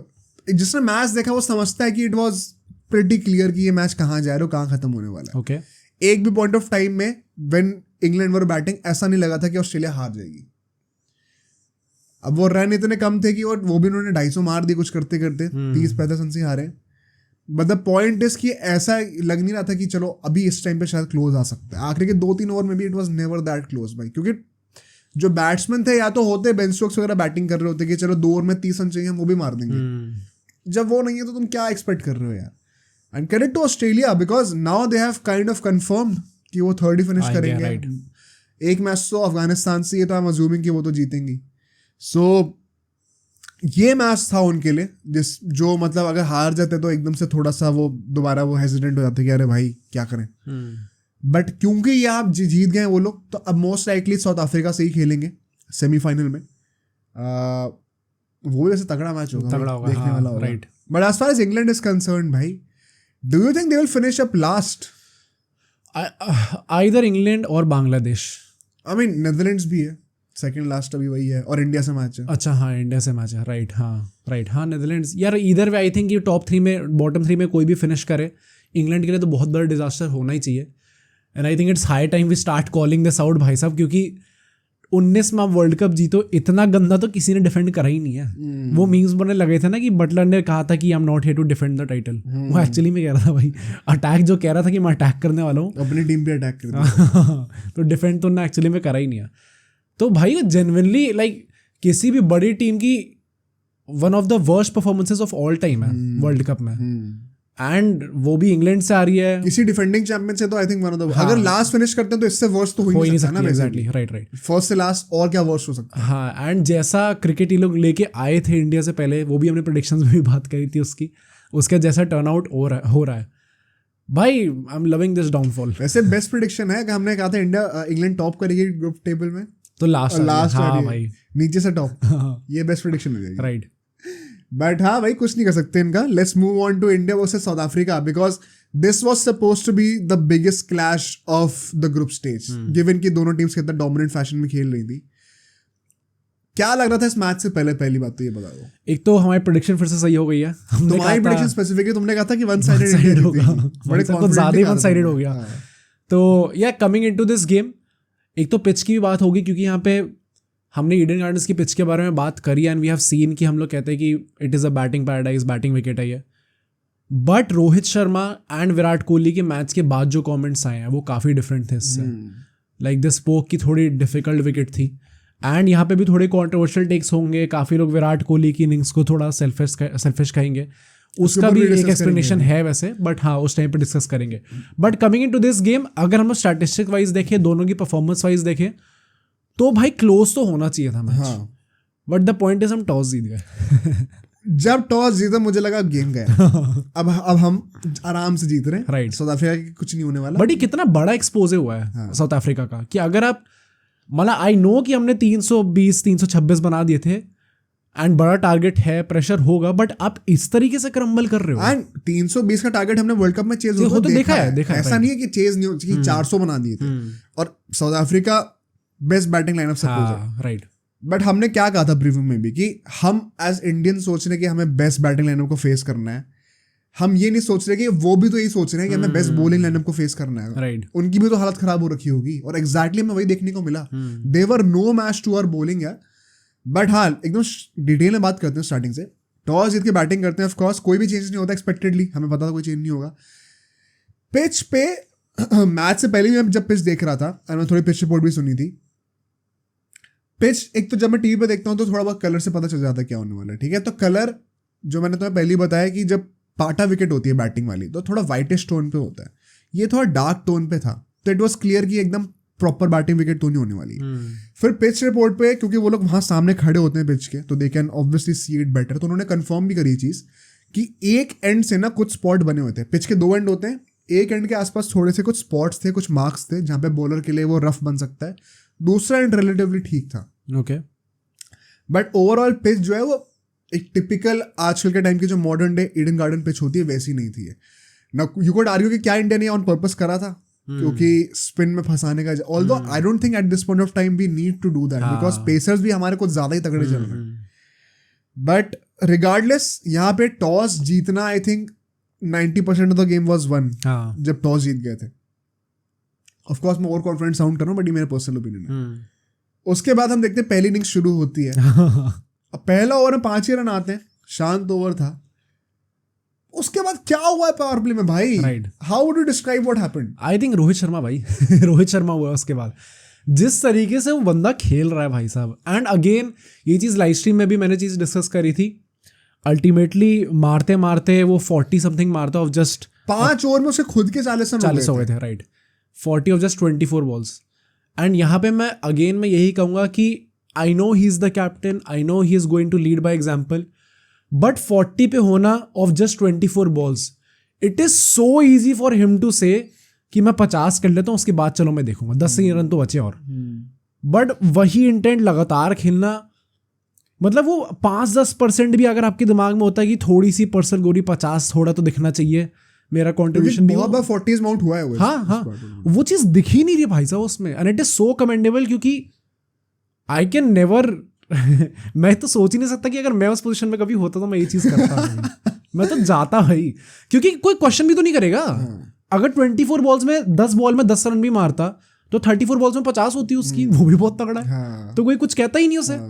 वही पॉइंट है कि उसके बाद भी आप अपनी टीम के लिए ऐसा खेल रहे हो, क्योंकि आगे भी जो भी कोहली की परफॉर्मेंस थी, कोहली शेस एयर, क्योंकि वी 100 पीरियड जहाँ पे काफी टाइम लिया था उन्होंने अपने आप को रीगैदर करने में, रीग्रुप करने में, वो आ ही इसलिए पाया क्योंकि स्टार्ट ही इतनी गजब हो गई थी। अच्छा, मतलब पहली बात तो आई थिंक वो स्कोर बोर्ड पे देखता ही नहीं है अपना रन। हाँ, it is very likely, I don't think he, मतलब वो टीम टोटल देखते रहता होगा, बट खुद का स्कोर तो देखता ही नहीं होगा। आई थिंक अगर देखता भी है तो he does not care even a bit.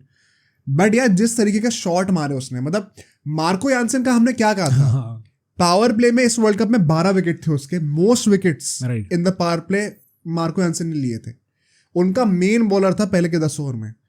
जो पिटाई करी है मार्को यानसन की, पहले ओवर में 17 रन आ गए थे। रोहित शर्मा ने तो खड़े खड़े जो चौके छक्के मारे उसको, फिर शुभमन गिल ने भी मारना शुरू करा उसको, और जिस तरीके के शॉट मारे at display, I was genuinely thinking कि आज 150-200 आ जाए भाई। राइट, जिस तरीके से खेल रहा था। जो शॉट पे रोहित शर्मा आउट हुआ भी अल्टीमेटली, थप्पड़ मार के दिया था वो शॉट, बहुओं ने पकड़ ली भाई, कैसे फंस गई हाथ में, इतना तेज मारा था शॉट, वो मिडिल हुआ था वो। बट वही है ना कि पहले के 5 ओवर में इतने ज्यादा रन आ गए थे कि बाबूमा को लग रहा था मैं क्या करूं। 5 ओवर के बाद ही उसने जो है पहला चेंज लिया बॉलिंग में, मतलब यानसन से शायद से 2-3 ओवर ही कराए थे स्टार्टिंग में, तुरंत हटा दिया। उसको हटाने के बाद जब वापस आया तब भी कुछ खास करा नहीं उसने, बहुत पिटाई हुई, 100 रह गई उसकी। आई थिंक 94-95 रन खाए अल्टीमेटली 10 ओवर में, वो नहीं 9.3 कुछ ओवर्स में। राइट, तो मार्को यानसन को तो एक्सपोज कर दिया भाई इंडिया ने पूरा इस बार। And credit to Rohit Sharma यार, बिकॉज पता है ये एक क्वेश्चन है, मान लो अगर Virat Kohli ends up as the leading run scorer of the tournament, assuming के साउथ अफ्रीका सेमीज में चोक कर जाएगी, तो Virat Kohli will get 1 more game. Do you think Rohit Sharma will get man of the tournament? Oh नहीं, क्यों? आई डोंट नो, मतलब क्या, मतलब मुझे ऐसा लगता है कि अवार्ड देने वाले लोग नहीं, हाँ अवार्ड देने लोग वाले इतना सोचेंगे इस चीज के बारे में? आई थिंक सोचना तो चाहिए भाई। ओके, मतलब do you get where I am coming from? हाँ नहीं, क्योंकि अगर विराट कोहली इतने रन बना रहा है तो इवन आई वुड से नॉट ओनली विराट कोहली, जो भी इंडिया की परफॉर्मेंस रही है बैटिंग में, सिर्फ the fact that they are scoring so many big runs and इतने लोगों की इतने रन्स आ रहे हैं, वो आ ही इसलिए रहे हैं क्योंकि इसी ऐसी फ्रीडम मिल चुकी है उसके बाद उन्हें। जो विराट कोहली के लिए कहा भी जा रहा है कि ही सॉर्ट ऑफ बीइंग सेल्फिश अपने 100 के चक्कर में, कि स्ट्राइक रेट थोड़ी लो हो गई है, वो स्ट्राइक रेट अफोर्ड ही नहीं कर पाता अगर इतने रन नहीं आ गए होते पहले। तो द फैक्ट कि विराट कोहली, एंड ऑब्वियसली उधर उसको भी पूरा क्रेडिट जाएगा कि वो उस चीज़ को कैपिटलाइज कर रहा है। हाँ. तो not taking anything away from Virat Kohli, but the fact is कि इस सिचुएशन में आना वो रोहित शर्मा की वजह से ही आ रहा है। एंड आई थिंक जितना इम्पैक्ट उसने क्रिएट करा है पूरी टीम में, क्योंकि मैं जेन्युइनली बताऊं, एक ना जैसे मैं इस मैच का एग्जांपल लेता हूं, मार्को यानसन की इसने इतनी पिटाई करी है कि वो पूरे मैच में वो सदमे में था। हाँ। मजाक सेट बता रहा हूं, और ये हर मैच में हुआ है। तुम शाहिन शाह अफरीदी के साथ ले लो, तुम मैट हेनरी के साथ ले लो, जो मेन बॉलर्स हैं हर टीम के, मार्क वुड को ले लो, तो क्यों ऐसा हो रहा है? और अगर उसकी इतनी पिटाई करी कि वो पूरे मैच तक उससे ट्रॉमेटाइज्ड है वो बंदा, तो ऑफकोर्स बाकी बैट्समैन भी उसका बेनिफिट रीप करेंगे ही करेंगे। तो जो इम्पैक्ट वो क्रिएट करके दे रहा है ना, वो मैन ऑफ द टूर्नामेंट के लेवल का है। और आई थिंक अगर विराट कोहली फिनिश करता है as a top scorer, I think Rohit Sharma should get man of the tournament. Okay, it would be legendary as a captain उसको मिलता है तो, बिकॉज आई थिंक जितना इम्पैक्ट उसने क्रिएट करा है इस टीम पे, ऑन पेपर उससे ज्यादा रन और विकेट वाले दिखेंगे लोग, बट उसके जितना इम्पैक्ट भाई, it's also the captaincy that he has done यार। हैंड बाकी सारे कैप्टन और उसमें बहुत जमीन आसमान का फर्क है इस वक्त। सो आई थिंक वो एक जेन्युइन शॉट बनता है। गिल भी भाई अच्छा खेल रहा होता है। पहली बात तो पहले के 10 ओवर में 91 रन बनते हैं, best start for India in this world cup hands down. But जो अगले के 10 ओवर आते हैं उसमें एकदम से डिप आ जाता है भाई, और सिर्फ आई थिंक 30 कुछ रन बनते हैं, 33-34 रन कुछ बनते हैं। और गिल आउट हो जाता है, वो कि स्टार्टिंग में आउट हो जाता है इस फेज के 11वें-12वें ओवर में आई थिंक केशव महाराज को लेके आते हैं बेसिकली ये लोग, और वो जो बॉल घुमा रहा था I think Gill unplayable delivery पे आउट हुआ, आई वोंट ब्लेम हिम। ओके, जब एक left arm off spinner round the wicket डाल रहा हो बॉलिंग और वो बॉल एंगल के साथ ड्रिफ्ट करके आपकी टांग की तरफ जा रही हो, तो आपकी body naturally as a right hander खुलती है थोड़ी सी, क्योंकि आप देख रहे हो बॉल पड़ के बाहर जाने वाली है, तो खुल के उसको आप टैप करने जा रहे हो सिंगल के लिए, और फिर वहां से वो उसने आपकी बॉडी खोली और फिर वहां से बाहर टर्न कर गई, कुछ नहीं कर सकता। एंड द फैक्ट इज कि किसी को भी समझ में नहीं आया था क्या हुआ है, थर्ड अंपायर लेना पड़ गया, थर्ड अंपायर हो गया, ना गिल को समझ में आया, ना नॉन स्ट्राइकर को समझ में आया, ना अंपायर को समझ में आया, तो that kind of tells you कि कितनी अच्छी डिलीवरी थी वो एक्चुअली में। फॉर श्योर, मतलब मैं बिल्कुल ब्लेम नहीं करूंगा। एंड यहाँ पे हमें दिखना शुरू हुआ कि मतलब पिच का कितना डबल फेज नेचर है, कितना ज्यादा। और हम यहाँ पे श्रेयस अय्यर की बातें करते हैं थोड़ी सी before coming to Virat Kohli. जिस तरीके की इनिंग्स उसने खेली है, मुझे याद है लोग लाइव स्ट्रीम भी कर रहे थे, सब लोग गाली दे रहे थे अय्यर को बैठ के कि इसने कुछ 10-15 रन बनाए थे 40-45 बॉल पे, और अल्टीमेटली जो उसकी स्ट्राइक रेट रही है वो ऑलमोस्ट 100 की हो गई थी। पहले बात तो तुम कैसे रेट करोगे इसकी इनिंग्स को, because I think this was the most important innings for Shreyas. Definitely सबसे अच्छी भी मेरे को यही लगी देखने में।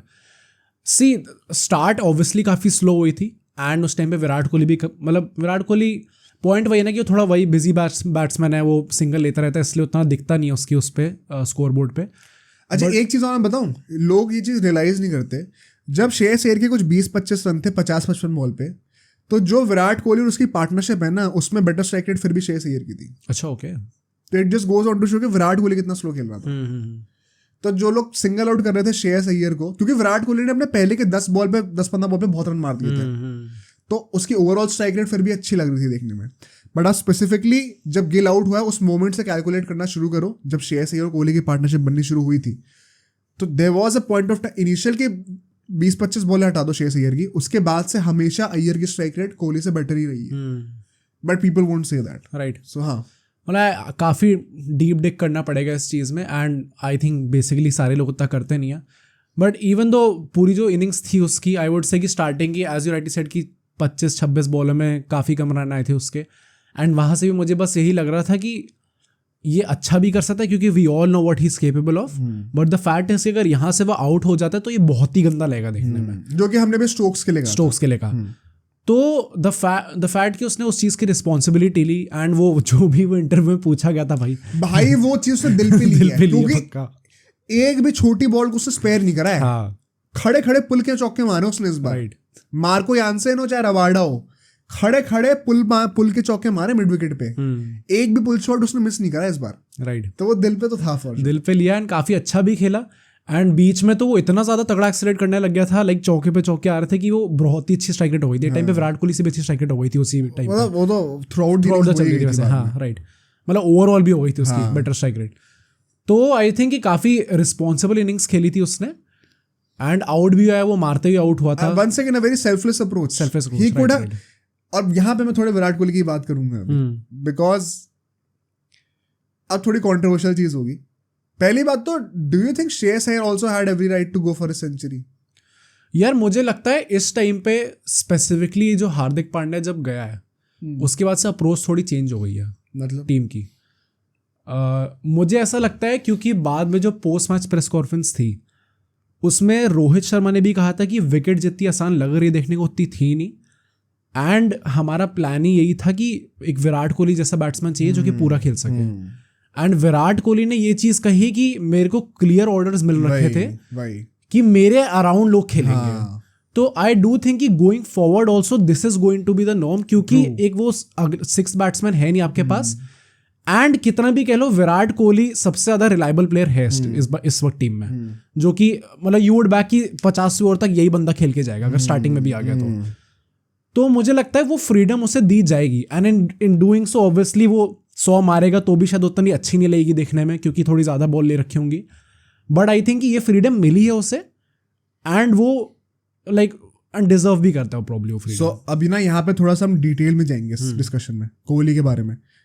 एक तो पहली बात, आई वॉज हैप्पी कि क्लैरिफाई करा उन लोगों ने कि मैनेजमेंट से क्या इंस्ट्रक्शन आए हुए थे, क्योंकि अगर वो कॉन्टेक्स्ट नहीं होता हमारे पास तो आई थिंक काफी लोग गाली दे रहे थे, right.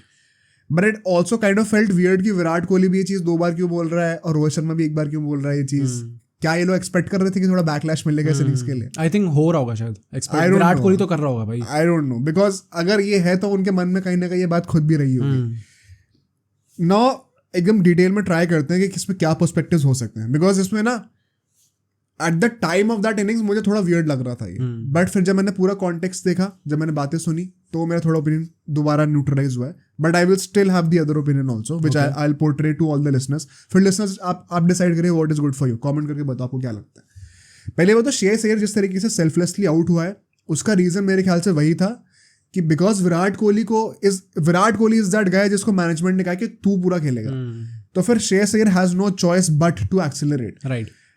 And does it mean कि हम एक प्लेयर के चक्कर में बाकी प्लेयर्स के पर्सनल माइलस्टोन सैक्रिफाइस कर रहे हैं? यस, बट अगर टीम के स्ट्रक्चर की डिमांड वो है तो यू कांट क्वेश्चन।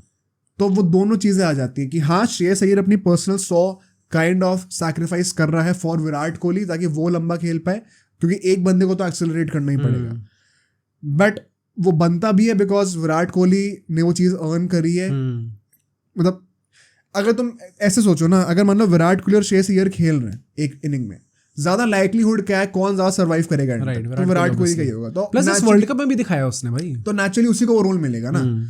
तो मतलब वो अर्नड वाली भी बात छोड़ दो, जो गेम स्टाइल है और जो स्ट्रक्चर है टीम का उसमें सूट ही वही करता है। तो उस चक्कर में श्रेयस अय्यर आउट होता है। Firstly the best innings of his world cup for sure, one of the most important innings of his career, because अब नेदरलैंड्स आएगी, एक इजी टीम होनी चाहिए चिन्नस्वामी में, he should be scoring runs and that would मतलब set a very good platform for a take off for him in the semifinals and finals, कि 2 अच्छे match के फॉर्म में आ रहा है। इनफैक्ट वानखेड़े वाले मैच में भी अच्छा खेल गया है, तो 3-4 मैच लगातार हो जाएंगे। Now coming to Virat Kohli detail में, ठीक है। पहली बात तो जब इनके 30 ओवर खत्म हुए थे ना, तब इनके 179 रन हो चुके थे और 2 ही विकेट गिरे थे, तो बहुत अच्छा चल रहा था यहाँ तक। इनफैक्ट मुझे यहाँ पे कोई भी कंप्लेंट्स नहीं थी किसी भी बैट्समैन से। अय्यर ने भी एक्सेलरेट करना शुरू कर दिया था, कोहली भी स्ट्राइक रोटेट कर रहा था बढ़िया से। प्रॉब्लम आती है नेक्स्ट फेज के एंड में, जब 35 ओवर को छो चुके थे ना, तब तक श्रेयस अय्यर बहुत अच्छा एक्सेलरेट कर रहा था और तब तक विराट कोहली का पूरा सेंस बनता था कि मैं सिंगल लेके उसको स्ट्राइक दूं, जो हमने काइंड ऑफ बाबर आजम के लिए अभी स्टार्टिंग में कही थी। But it will be very hypocritical of me अगर मैं विराट कोहली को थोड़ा क्वेश्चन ना करूं और मैं बाबर आजम को गाली दे रहा हूं पूरे टाइम। तो मैं objectively as a cricket fan थोड़ा इस चीज़ को एनालाइज करने का ट्राई करूंगा। जब तक श्रेयस अय्यर उस लेवल की पावर हिटिंग कर रहा था, आई थिंक पूरा हक था विराट कोहली का कि वो सेकंड फिडल खेले, आराम से स्ट्राइक रोटेट करे, 1-2 डॉट बॉल हो भी नहीं है तो अय्यर कॉम्पनसेट कर रहा है, बिकॉज विकेट ऑफ कोर्स इतनी सिंपल नहीं थी। बट यहाँ पे ना जब श्रेयस अय्यर आउट होता है अराउंड द 35th-37th ओवर के आसपास, उसके बाद जो आखिरी के 4-5 ओवर थे इस फेज के 35 से 40 ओवर के बीच के, वो इतने स्लो गए हैं कि उसके चक्कर में ये पूरा फेज जो है ना 30 to 40th ओवर के बीच का, उसके ओवरऑल नंबर ऑफ रन्स बहुत कम आए हैं भाई, क्योंकि 179 से आपके सिर्फ 239 रन्स बन रहे हैं, सिर्फ 60 रन्स आ रहे हैं। और ये सिर्फ मैं इसलिए कह रहा हूँ बिकॉज एक ही विकेट गिरा है आपका।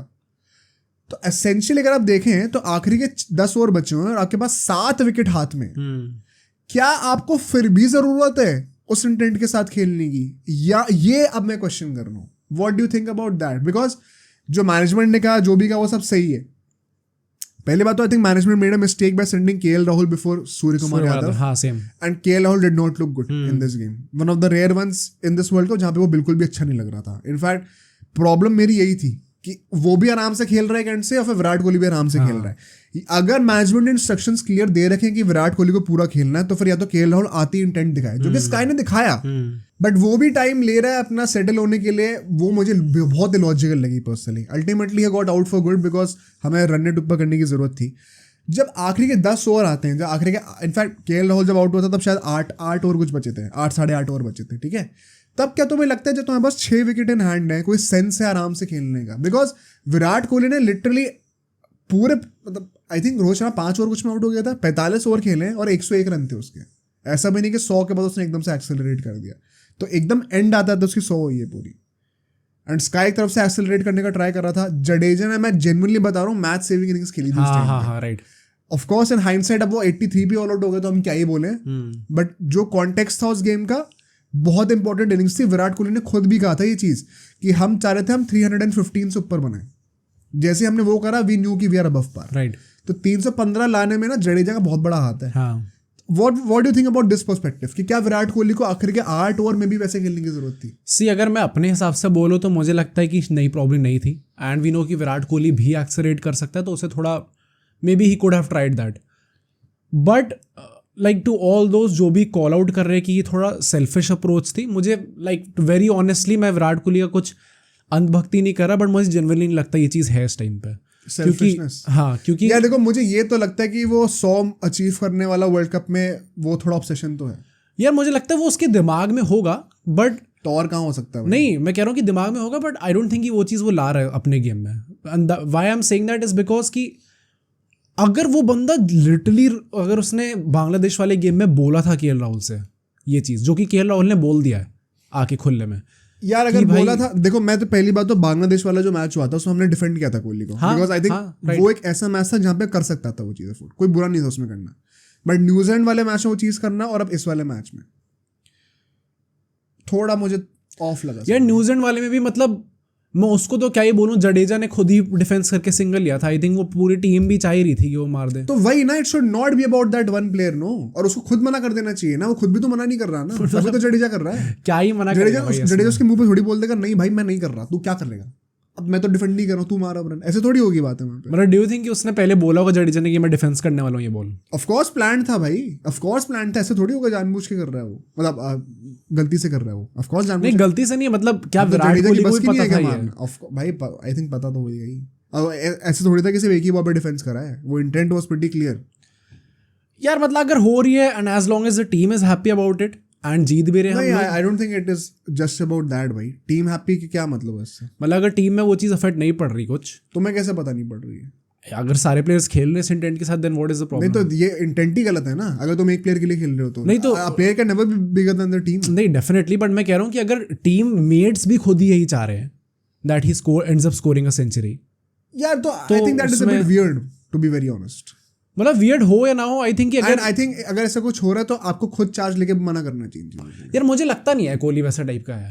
नहीं, तुम्हें लगता नहीं है ना? तो पहली बात तो इसमें वही बात है, ये कोई एग्जैक्टली ऑन पेपर आप सही गलत बोल भी नहीं सकते इस चीज को. नहीं, वो तो क्योंकि आई नहीं है बात अभी बाहर. नहीं, बात बाहर आने की बात अगर आ भी जाए, अगर वो बंदा खेल भी रहा है 100 के लिए तो कुछ गलत नहीं है इसमें.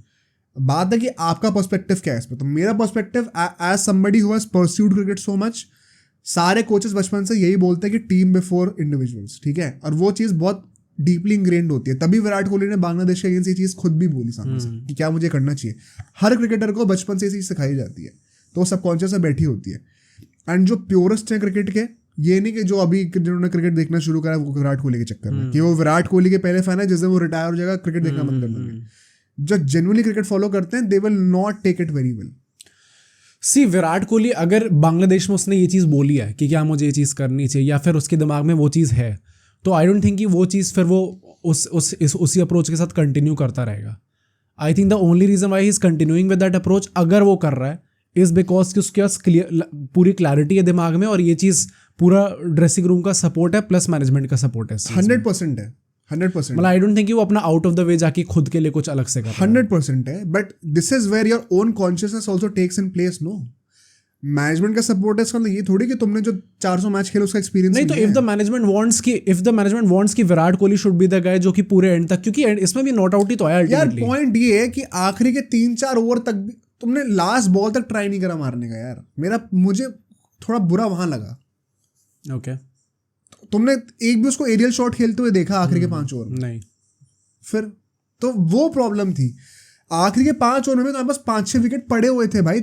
हर ओवर में तुम 1 विकेट लूज करो तो भी तुम ऑल आउट नहीं हो सकते. ऐसी सिचुएशन थी. तब क्या करोगे विकेट बचाकर?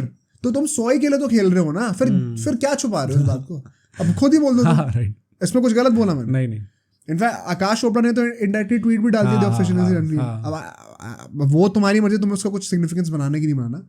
पॉइंट मेरा ये है कि जो भी क्रिकेटिंग सर्कल्स होते हैं, इट विल नॉट कोई मुंह पे नहीं बोलेगा ये चीज़, क्योंकि ब्रॉडकास्ट पे तुम सामने से बुराई नहीं कर सकते किसी की ऐसे. But it will not go down very well. I can vouch for this. Okay. और आखिरी के 5 ओवर में भी या 3 ओवर में भी अगर तुम कोई एरियल शॉट खेलने ही नहीं जा रहे हो, कि भाई मैंने कसम ही खा ली है कि अब जो करेगा वो भाई जडेजा के ऊपर कितना गंदा प्रेशर था उस टाइम पे, तुम उस हिसाब से सोचो ना. अगर वो आउट हो जाता बाय द वे, तो क्या शामी आके मारता है, बुमराह मारता आकर? किसकी रिस्पॉन्सिबिलिटी तुम लेते? फिर भी विराट कोहली कहता है कि मैं सिंगल लेके उनको स्ट्राइक दूंगा टेलेंडर को कि वही मारे. तब वो अपनी 100 की सोचता या फिर तब वो टीम की सोचता?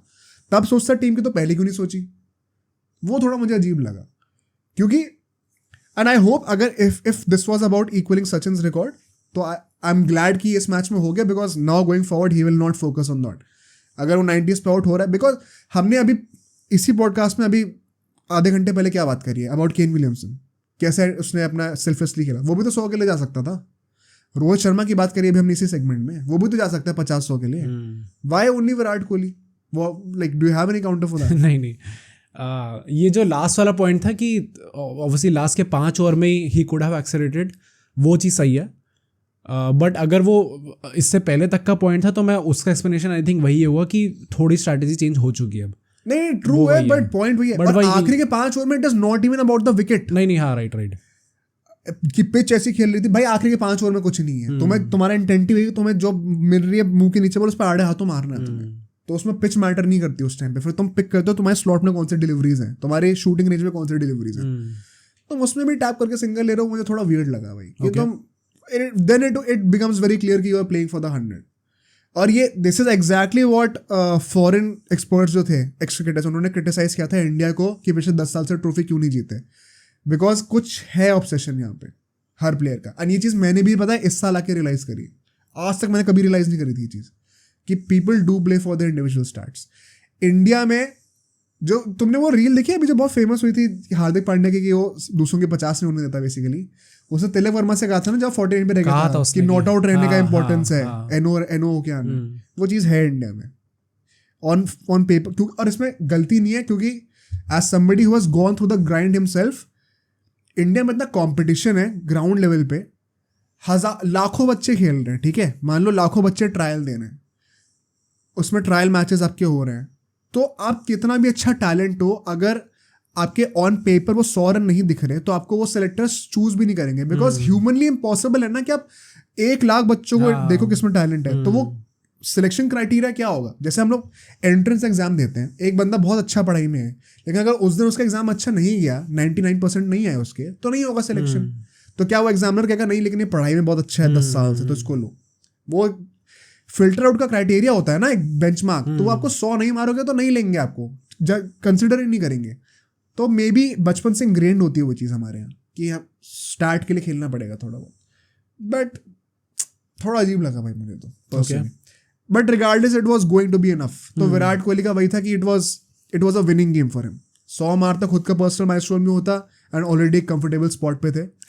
तो it was not going to hamper our chances personally. And वो चीज़ हमें दिख भी जाती है. Let's quickly go over the bowling. क्या भाई, मतलब इंग्लैंड की बात आई थी पहले स्टार्टिंग में, फिर श्रीलंका की बात आई थी. आई थिंक ये हमारी one of the best bowling performances थी, बिकॉज बेस्ट बैटिंग लाइनअप के अगेंस्ट आ रही थी, बेस्ट बैटिंग लाइनअप के against. How would you rate the performance? मतलब स्टार्टिंग से आई थिंक यार, एक तो बॉलिंग का जेन्युइनली इतना आई डोंट थिंक कि बैटिंग में मुझे इतना विश्वास है जितना बॉलिंग पे है. भाई एट दिस पॉइंट बॉलिंग देखने में ज्यादा मजा आता है actually. This is a very big thing to say and a big victory for Indian cricket. क्योंकि इंडिया में बैटिंग का ट्रेडिशन रहा है. अगर फैंस को बॉलिंग देखने में ज्यादा मजा आ रहा है ना, ये बहुत बड़ी बात है भाई. People don't realise this. But हाँ, continue. So Bumrah I think कि इनफैक्ट नॉट ओनली बुमराह, सारे बॉलर्स ने अपना काम करा ही है.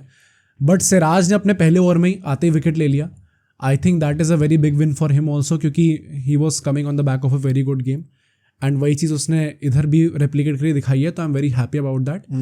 And going into the semi-finals, अभी नेदरलैंड्स होगा तो वहाँ तो अच्छा, I hope कि अच्छी परफॉर्मेंस ही हो. But going into the semifinals I think बहुत इंपॉर्टेंट था कि हमारा जो one of the main bowler है वो फॉर्म में आ जाए. तो इट लुक्स लाइक कि वो फॉर्म में आ चुका है. और मतलब पता है यहाँ पे जैसे हम लोग रोहित शर्मा के लिए बैटिंग में कहते हैं ना, मैं I will take a moment to also applaud Bumrah. Because wicket नहीं लिया उसने ऑन पेपर, बट जो प्रेशर उसने क्रिएट करके दिया है that results in a lot of other wickets. Siraj अपने पहले ओवर में विकेट लेता है, शामी अपने पहले ओवर में विकेट लेता है, जडेजा अपने पहले ओवर में विकेट लेता है. Also very interesting captaincy by Rohit Sharma कि 1 चेंज पे अगर आप लेके आ रहे हो तो आप पहले उसको लेके आ रहे हो, जडेजा को लेके आ रहे हो, शामी से भी पहले लेके आ रहे हो, कुलदीप यादव से भी पहले लेके आ रहे हो. इनफैक्ट कुलदीप यादव को तो लास्ट में बॉलिंग कराई है उसने, जो कि आपका मेन स्पिनर रहा है. तो आई थिंक टैक्टिकली बहुत इंटरेस्टिंग डिसीजन था एंड इट पेड ऑफ. क्या ही तुम क्वेश्चन करोगे रोहित शर्मा को. ऑल्सो जो हमने प्रीव्यू में डिस्कस करा था, don't be afraid to leak runs but make sure to attack. Right. जो फील्ड सेटअप उसने करा है, 2-2 स्टेप लगा रखी हैं, सारे क्लोजर फील्डर्स हैं, इट क्लियरली शोड कि वो विकेट के लिए जा रहे हैं. क्विंटन डिकॉक को बहुत जल्दी आउट करता है मोहम्मद सिराज, और उसके बाद से there was no looking back भाई। तेंबा बबूमा को जिस तरीके से जडेजा ने बैम्बूजल करा, काइंड ऑफ वो गिल का जिस तरीके से आउट था वो याद आया था, बदला हो गया था फॉर श्योर। और शामी ने भी भाई पहले ओवर में आके विकेट ले लिया। मतलब इस टाइम पे I have no reason to question this bowling lineup as the best bowling lineup in the history of Indian ODI World Cups. Right? बहुत मुश्किल है नहीं, क्योंकि जिस तरह की परफॉर्मेंस भी दी है, अगर आप साउथ अफ्रीका जो कि इस टाइम पे इंडिया के बाद प्रॉब्ली सबसे बड़ी टीम है भाई, पहले पावर प्ले में 35 रन बना और 3 विकेट गिर गए, बेस्ट बैटिंग लाइनअप की, तो तुम क्या एक्सपेक्ट कर रहे हो? दूसरे 20 ओवर खत्म होते होते तक 67 रन थे और 6-7 विकेट गिर चुके थे, तो क्या ही रह गया गेम में? 20 ओवर में गेम खत्म कर दिया। द पॉइंट इज कि ऐसे टाइप का ह्यूमिलेशन हमने पूरे वर्ल्ड कप में ही देखता है बॉलिंग साइड से। तो बॉलिंग साइड ने तो बर्बाद कर रखा है भाई साहब बाकी टीम्स को। तो मुझे ऐसा तो लगता है कि भाई वेदर इट भी ऑस्ट्रेलिया को 200 के अंदर आउट करना, इंग्लैंड को ह्यूमिलेट करना, श्रीलंका को ह्यूमिलेट करना, साउथ अफ्रीका को ह्यूमिलेट करना, जिस टाइप की परफॉर्मेंसेस दे रही है हमारी bowling, I think very commendable job by all of them. और मतलब जडेजा ने पहली बार 5 विकेट ले लिए भाई। अच्छा, सरप्राइजिंग स्टार्ट क्या है? इससे पहले ओडीआई वर्ल्ड कप की हिस्ट्री में सिर्फ एक ही इंडियन स्पिनर ने 5 विकेट लिए हैं, युवराज सिंह भाई। युवराज सिंह भाई, कैन यू इमेजिन दिस? तो मतलब हिस्टोरिक फीट हो गई जडेजा के लिए। सुपर बॉलिंग में जडेजा यार, एंड आई थिंक एक मेजर शाउट था मैन ऑफ द मैच के लिए, बिकॉज रन भी उसने बहुत इंपॉर्टेंट रन्स बनाए थे एंड में आके। But I think Virat Kohli को मिला तो वो भी डिजर्वेड ही था, कुछ इसमें खराब नहीं था कुछ उसमें। कुलदीप यादव ने भी 2 विकेट ले लिए एंड में आते आते, मोहम्मद शामी ने भी 2-3 विकेट लिए हैं, सिराज ने भी लिया ही है। मतलब यहाँ पे ना मैं जेन्युइनली बताऊं तो किसी एक बॉलर को, आई नो जडेजा ने 5 विकेट लिए हैं, but you can not single out any one bowler and से कि ये बाकियों से स्टैंड आउट करता है, कि डिफरेंस दिख रहा था।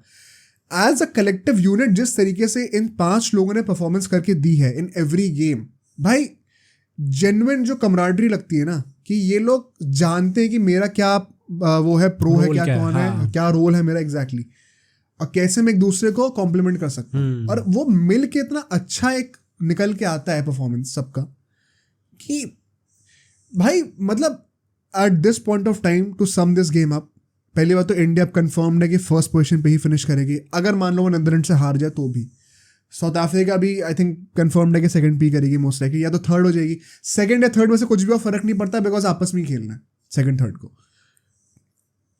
सो इंडिया के लिए तो मैं ये कहूँगा यार कि बहुत, ये भी थोड़ा ओवर कॉन्फिडेंट लगेगा। It seems ideally it seems easier to win to lose the easier to win the World Cup than to lose the World Cup at this point of time. right कि मतलब इस time पे अगर तुम हारोगे तो तुम भगवान भी नहीं चाहते थे अगर तुम हारोगे तो। इस टाइम पे हारना ज्यादा मुश्किल है जीतने से। How like do you think semifinals और फाइनल्स में भी बहुत वन साइडेड गेम हो सकते हैं इंडिया के, या फिर do you think it will be close? यार आई थिंक क्लोज तो हो सकता है, क्योंकि सेमीफाइनल पे वही बात होगी कि कौन कैसा खेलेगा। एंड द पॉइंट जैसी बॉलिंग परफॉर्मेंस हम लोग कर रहे हैं, राइट। और हर मैच में एक स्टार्ट पढ़ा था मैंने कि विराट कोहली या रोहित शर्मा में से किसी एक ने हर मैच में एटलीस्ट 80 से ऊपर रन बनाए। हर मैच में दोनों में से किसी एक ने 80 से ऊपर रन बनाए। तो मतलब क्या ही करोगे यार ऐसे मामले में? तो तुम कैसे तुम टैकल करोगे लोगों को? श्रेयस अय्यर भी फॉर्म में आ गया, जडेजा भी अपनी अब 3 मैचेस में क्रूशियल इनिंग्स खेल चुका है वो। और बॉलिंग तो ऐसी कि तुम 150 भी डिफेंड कर लोगे भाई। फील्डिंग भी तगड़ी है। What is the weakness of this team at this moment? I think at this point तो genuinely कोई weakness लग नहीं रही देखने में, क्योंकि सारे ही प्लेयर्स परफॉर्म कर रहे हैं। एक बस बहुत माइन्यूट सा मेरा जो कंसर्न होगा वो ये होगा कि आई होप केएल राहुल वापस थोड़ा अपने बैटिंग फ्लो में आ जाए। आई थिंक एक ही पॉसिबल जो कंसर्न है वो मिडिल ऑर्डर में 1-2 लोग हो सकता है, राइट। वो भी मतलब कंसर्न नहीं है बिकॉज उन्होंने परफॉर्म करके दिया है, बट बाकियों के कंपैरिजन में जो अनरियल स्टैंडर्ड्स हैं थोड़ा सा शायद कम है। बट मतलब बैटिंग में वही है ना, अगर 3 लोग भी चल जाएं 7 में से तो you are good, good to go. तो specially with this bowling lineup, मतलब साउथ अफ्रीका को तो क्या रुलाया है यार। एंड पता है मैं एक लास्ट चीज बोलूंगा साउथ अफ्रीका के लिए, अब इतने क्लूलेस लग रहे थे ना बैटिंग करते वक्त, बहुत घटिया गेम प्लान के साथ अब आए थे। बिकॉज मैं मिलर का एग्जांपल लूंगा, ठीक है, सपोजेड इनका जो पावर हिटर होने चाहिए, जिस तरीके से वो जडेजा पे आउट हुआ है, ऑफ स्टंप की बॉल को ऑफ स्टंप के बाहर जाके बैठ के पैडल स्वीप करने जा रहा है, पूरे स्टंप से एक्सपोज है, बोल्ड हो गया। जो बंदा सामने खड़े खड़े लंबे लंबे छक्के मारता है वो पीछे खेलने का ट्राई कर रहा है डर डर के। It summed up South Africa's batting intent. They were not prepared for India's bowling lineup भाई। एंड इंडिया की बॉलिंग तो चलो बहुत अच्छी थी ही, बट इनका एग्जीक्यूशन बहुत गंदा था। हाँ। तो ये इनने they did no good to themselves. Temba से पूछा जाता है पोस्ट मैच कॉन्फ्रेंस में, हर्षा भोगले पूछता है कि did the first 10 overs hurt? कहता yes they did but in batting और बॉलिंग। तो that just goes on to show ना कि इंडिया ने पहले 10 ओवर में बैटिंग और बॉलिंग दोनों में कितना गंदा हार्म करा इन लोगों को। राइट, बट मतलब I don't think south Africa semifinal जीतेगी ऐसे। वो चोकिंग वाला स्पेसिफिकली मेन बात तो यही होगा ना कि आपको सबसे इंपॉर्टेंट चीज तो ये पता चल गई कि आपको बस टॉस जीतना है भाई। अगर टॉस जीती, अगर आपने पहले बैटिंग कर ली तो there is no way these guys are going to be able to chase it. And most likely they will be facing Australia. हाँ, और आइडियली इसी विकेट पे खेलेंगे ईडन गार्डन्स में, बट अगर पाकिस्तान क्वालिफाई करती है तो शायद इंडिया पाकिस्तान का फिर ईडन गार्डन से शिफ्ट हो जाएगा एंड फिर ये लोग वानखेड़े में खेलेंगे। ऑल्दो साउथ अफ्रीका के वानखेड़े में बहुत अच्छा रिकॉर्ड रहा है इस वर्ल्ड कप में, बट वंस अगेन अगर बैटिंग पहले आती है दूसरी टीम की, ऑस्ट्रेलिया की, भाई they are no way to be seen. Right, but ठीक है भाई, यहाँ से मूव ऑन करते हैं फुटबॉल पे। काफी बात हुई क्रिकेट की। Let's start with United first. कैसे कुछ भी करके भगवान भरोसे जीत गए भाई। ये एक तो आई वुड से भाई ये जो पूरा वीकेंड रहा है अपना फुटबॉल का, ये तो इतना फ्रस्ट्रेटिंग वीकेंड रहा है क्योंकि तीनों मैचेस जो भी हम डिस्कस करने वाले हैं, मड्रिड, बार्सा, यूनाइटेड, तीनों मैचेस बहुत ही गंदे थे भाई, रद्दड़ मैचेस थे एकदम।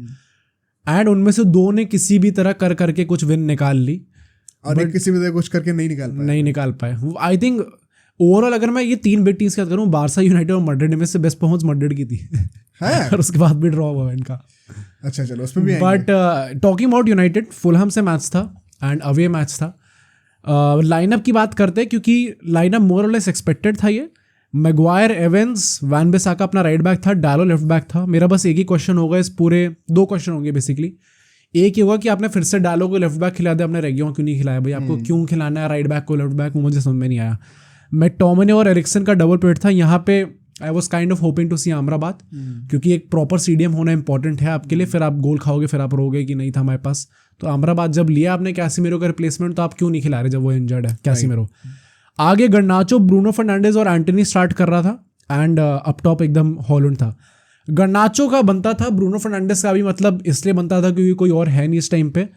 एंटनी का तो मुझे लग रहा है कि भाई ये बंदा, क्योंकि आई एम जनरली सेइंग कि पूरे ट्विटर वगैरह पे and all the social media websites जितनी भी हैं, यूनाइटेड फैंस जो कि यूजुअली इतना पागल होके बैक करते हैं अपने प्लेयर्स को, बहुत ज्यादा क्रिटिसाइज कर रहे हैं। एंटनी के पीछे पड़ गए हैं भाई साहब लोग। मैं थोड़ा सरप्राइज हूं क्योंकि मैंने मैच देखा नहीं था ये वाला। एकदम से इतना बैकलैश कैसे आ गया आउट ऑफ नोवेयर? ये मुझे भी मतलब कायदे से तो बहुत पहले आ जाना चाहिए था। एंड अगेन एंटनी पे आ रहा है तो अभी तक रैशफोर्ड पे क्यों नहीं आया, वो भी मुझे समझ में नहीं आता। तो थोड़ा हिपोक्रेसी दिखती है। एंड आई आल्सो फील कि काइंड ऑफ क्या इसको एक स्केपबोर्ड बनाने का ट्राई कर रहे हैं। हो सकता है एक्चुअली में। एक तो पॉइंट ये ना कि एंटनी को 100 मिलियन देके लाए हैं। रैशफोर्ड कह रहा हूं अपना, टेन हैग की प्राइमरी साइनिंग थी। सबको हटा के उसने सोचा नहीं सबसे पहले एंटनी लाना है मुझे। तो people were kind of hopping कि भाई ये मैनेजर नया नया आया और इतना चाह रहा है तो ये तो परफॉर्म करेगा ही आके एंटनी। और उसने भी पूरी हरकतें दिखाई अपनी। डाइवर्टेड एग्रेशन नहीं है, टेन हैग के ऊपर जाना चाहता था लेकिन एंटनी पे रहा। एक और क्वेश्चन होगा रैशफोर्ड का, जो कि बेंच था यहाँ पे। ओ आज बेंच था। एंड यहाँ पे एक्सक्यूज जो दिया गया वो ये है कि भाई वो इंजर्ड है। नाउ द थिंग इज कि मैनचेस्टर डार्बी के तुरंत बाद मार्कस रैशफोर्ड भाई साहब पार्टी करने गए थे, तो वहाँ पे वो पकड़े गए। एंड इसी रीजन से फिर टेन हैग से पूछा गया था तो उसने भी कह दिया था इट इज़ नॉट एक्सेप्टेबल ये चीज़। बट रैशफोर्ड से मैंने बात करी and he is with us, ऐसे कुछ करके उसने बोल दिया। सैंचो से नहीं करी। सैंचो से नहीं, बट रैशफोर्ड से हो गया, ही इज़ विद अस भाई।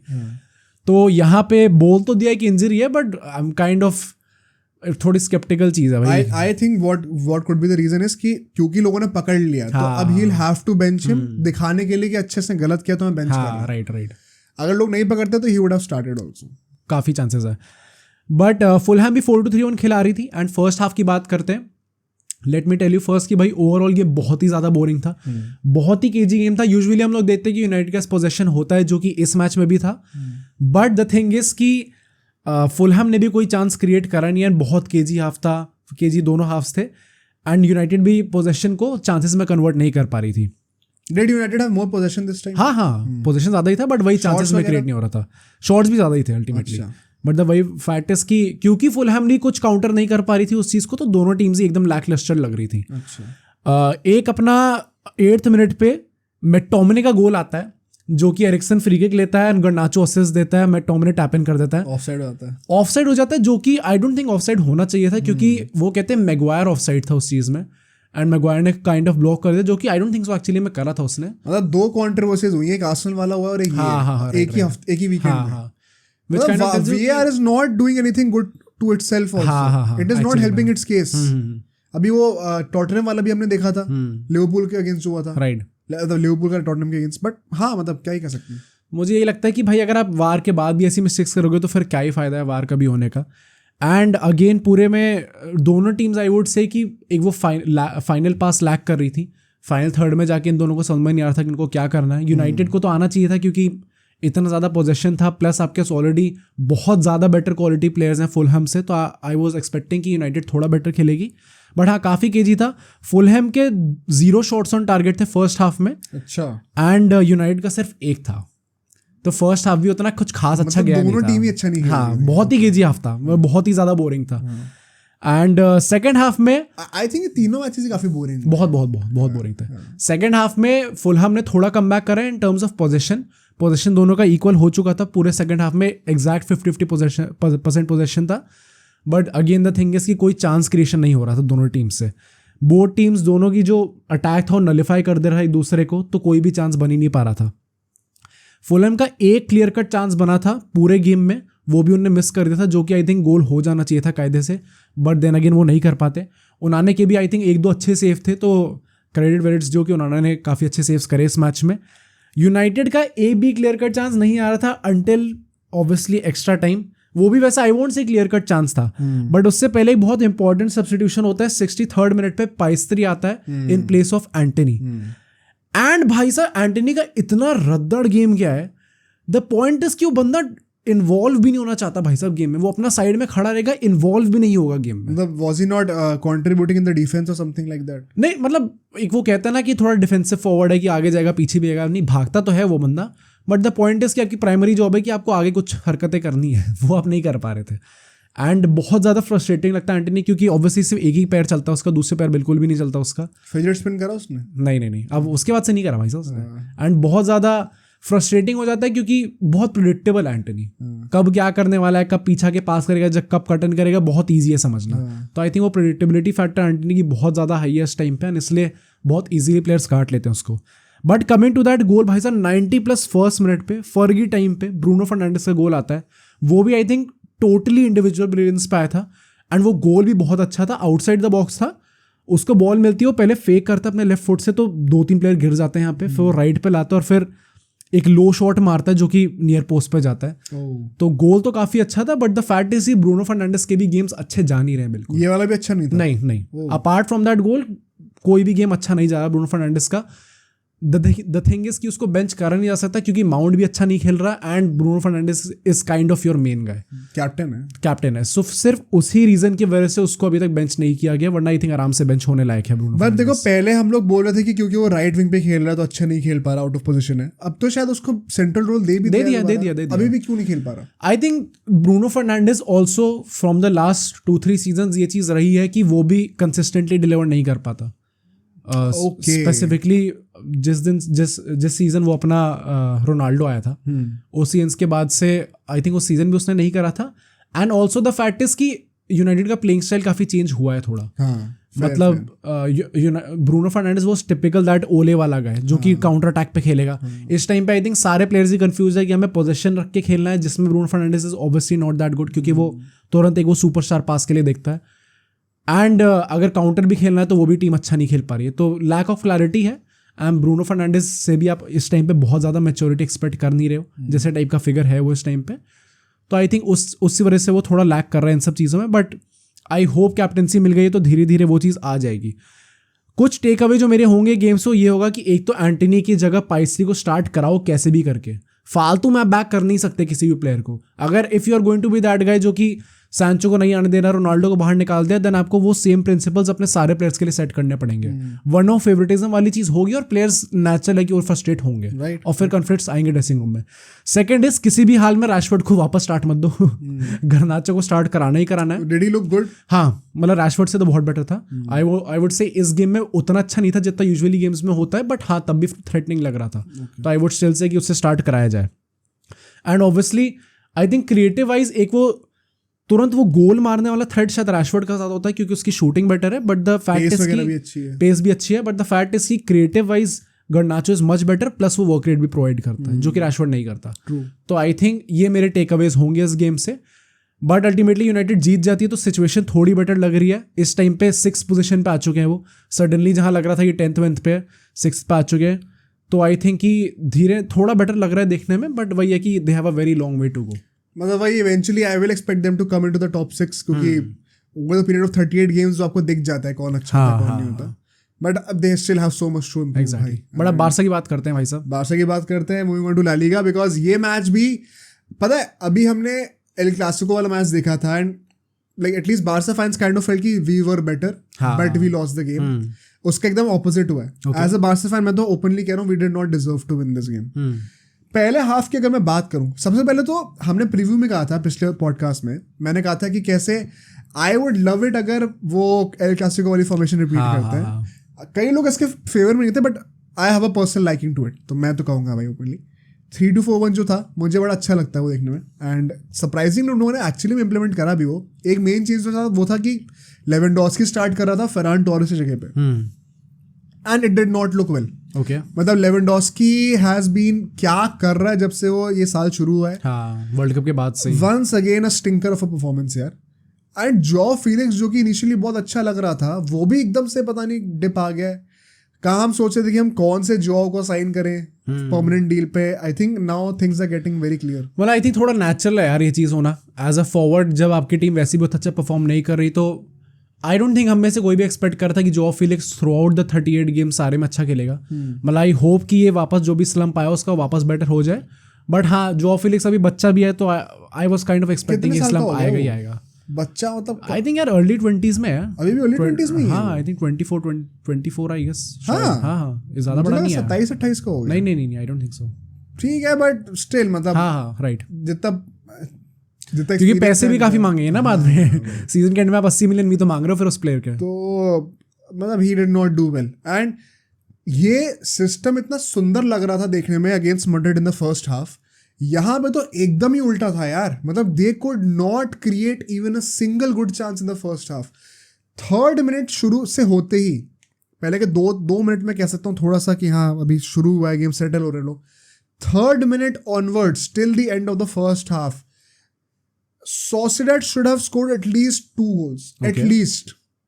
लोग 3-4 भी कह सकते हैं. मैं थोड़ा कंजर्वेटिव होकर बोल रहा हूँ, कम से कम 2 गोल तो मार देने चाहिए था आराम से.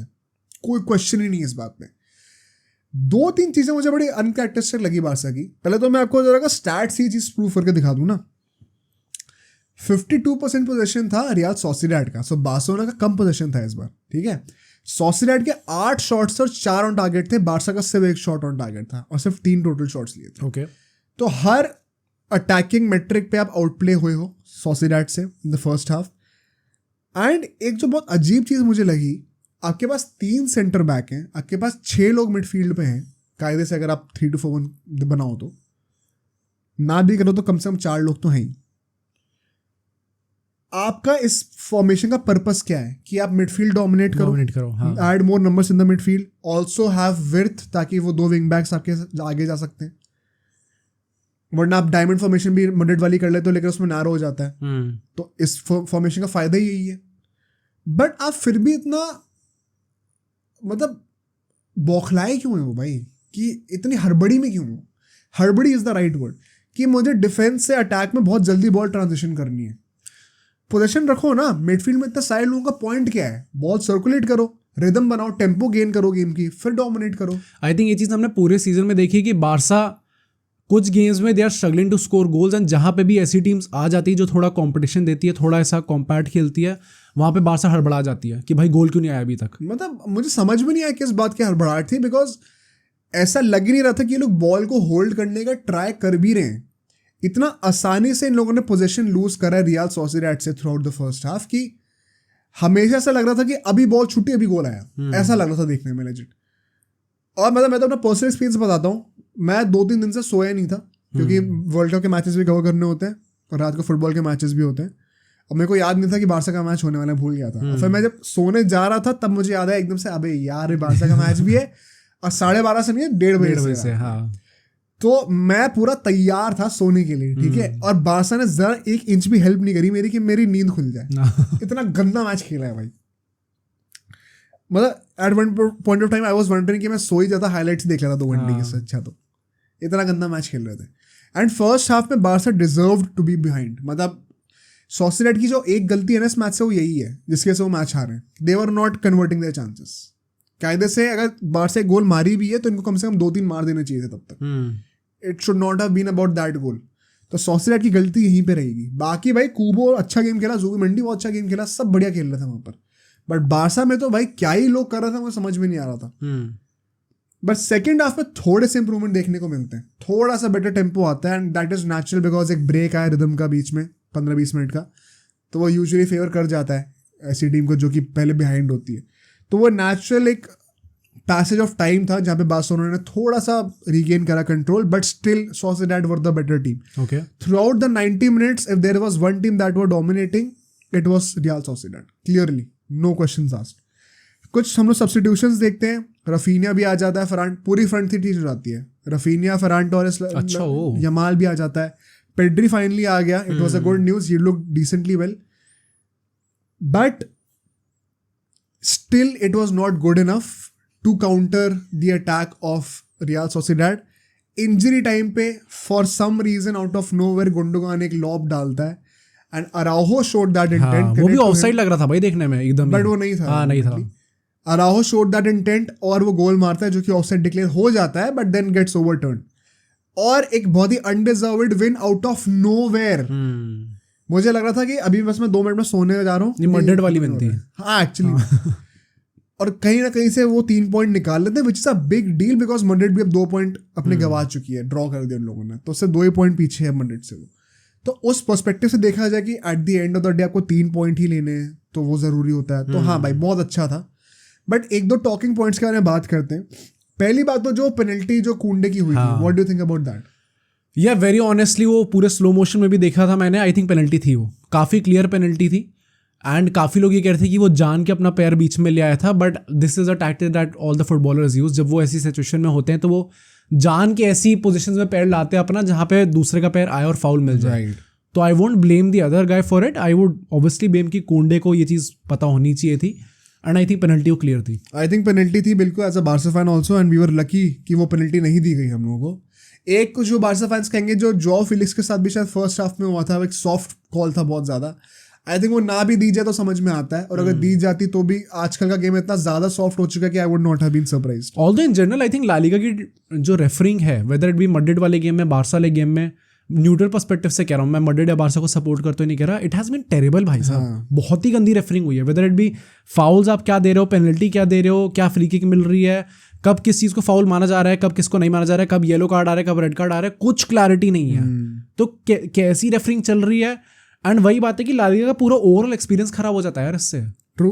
तो मतलब ये बात तो बिल्कुल फॉर श्योर है, क्योंकि ऐसी पेनल्टीज वीआर का पॉइंट क्या है. हाँ. अगर आप ये पेनल्टीज नहीं दे पा रहे हो, ऐसे क्लोज कॉल्स नहीं दे पा रहे हो, मैं मान सकता हूँ चलो रेफरी थोड़ा भागते भागते पीछे रह गया होगा, एक परफेक्ट व्यू ना मिला होगा उसको, बट इसीलिए तो वीआर है ना. और आप क्विक चेक कर दो वीआर के साथ, वो कुछ करता ही नहीं एक्शन. तो ये टेक्नोलॉजी वही ना जो अभी हमने प्रीमियर लीग में कहा था यूनाइटेड के लिए कि इट इज नॉट हेल्पिंग, तो इट्स ओन कॉज. तो वो चीज़ तो बिल्कुल है. पेनल्टी आई थिंक वो होनी चाहिए थी.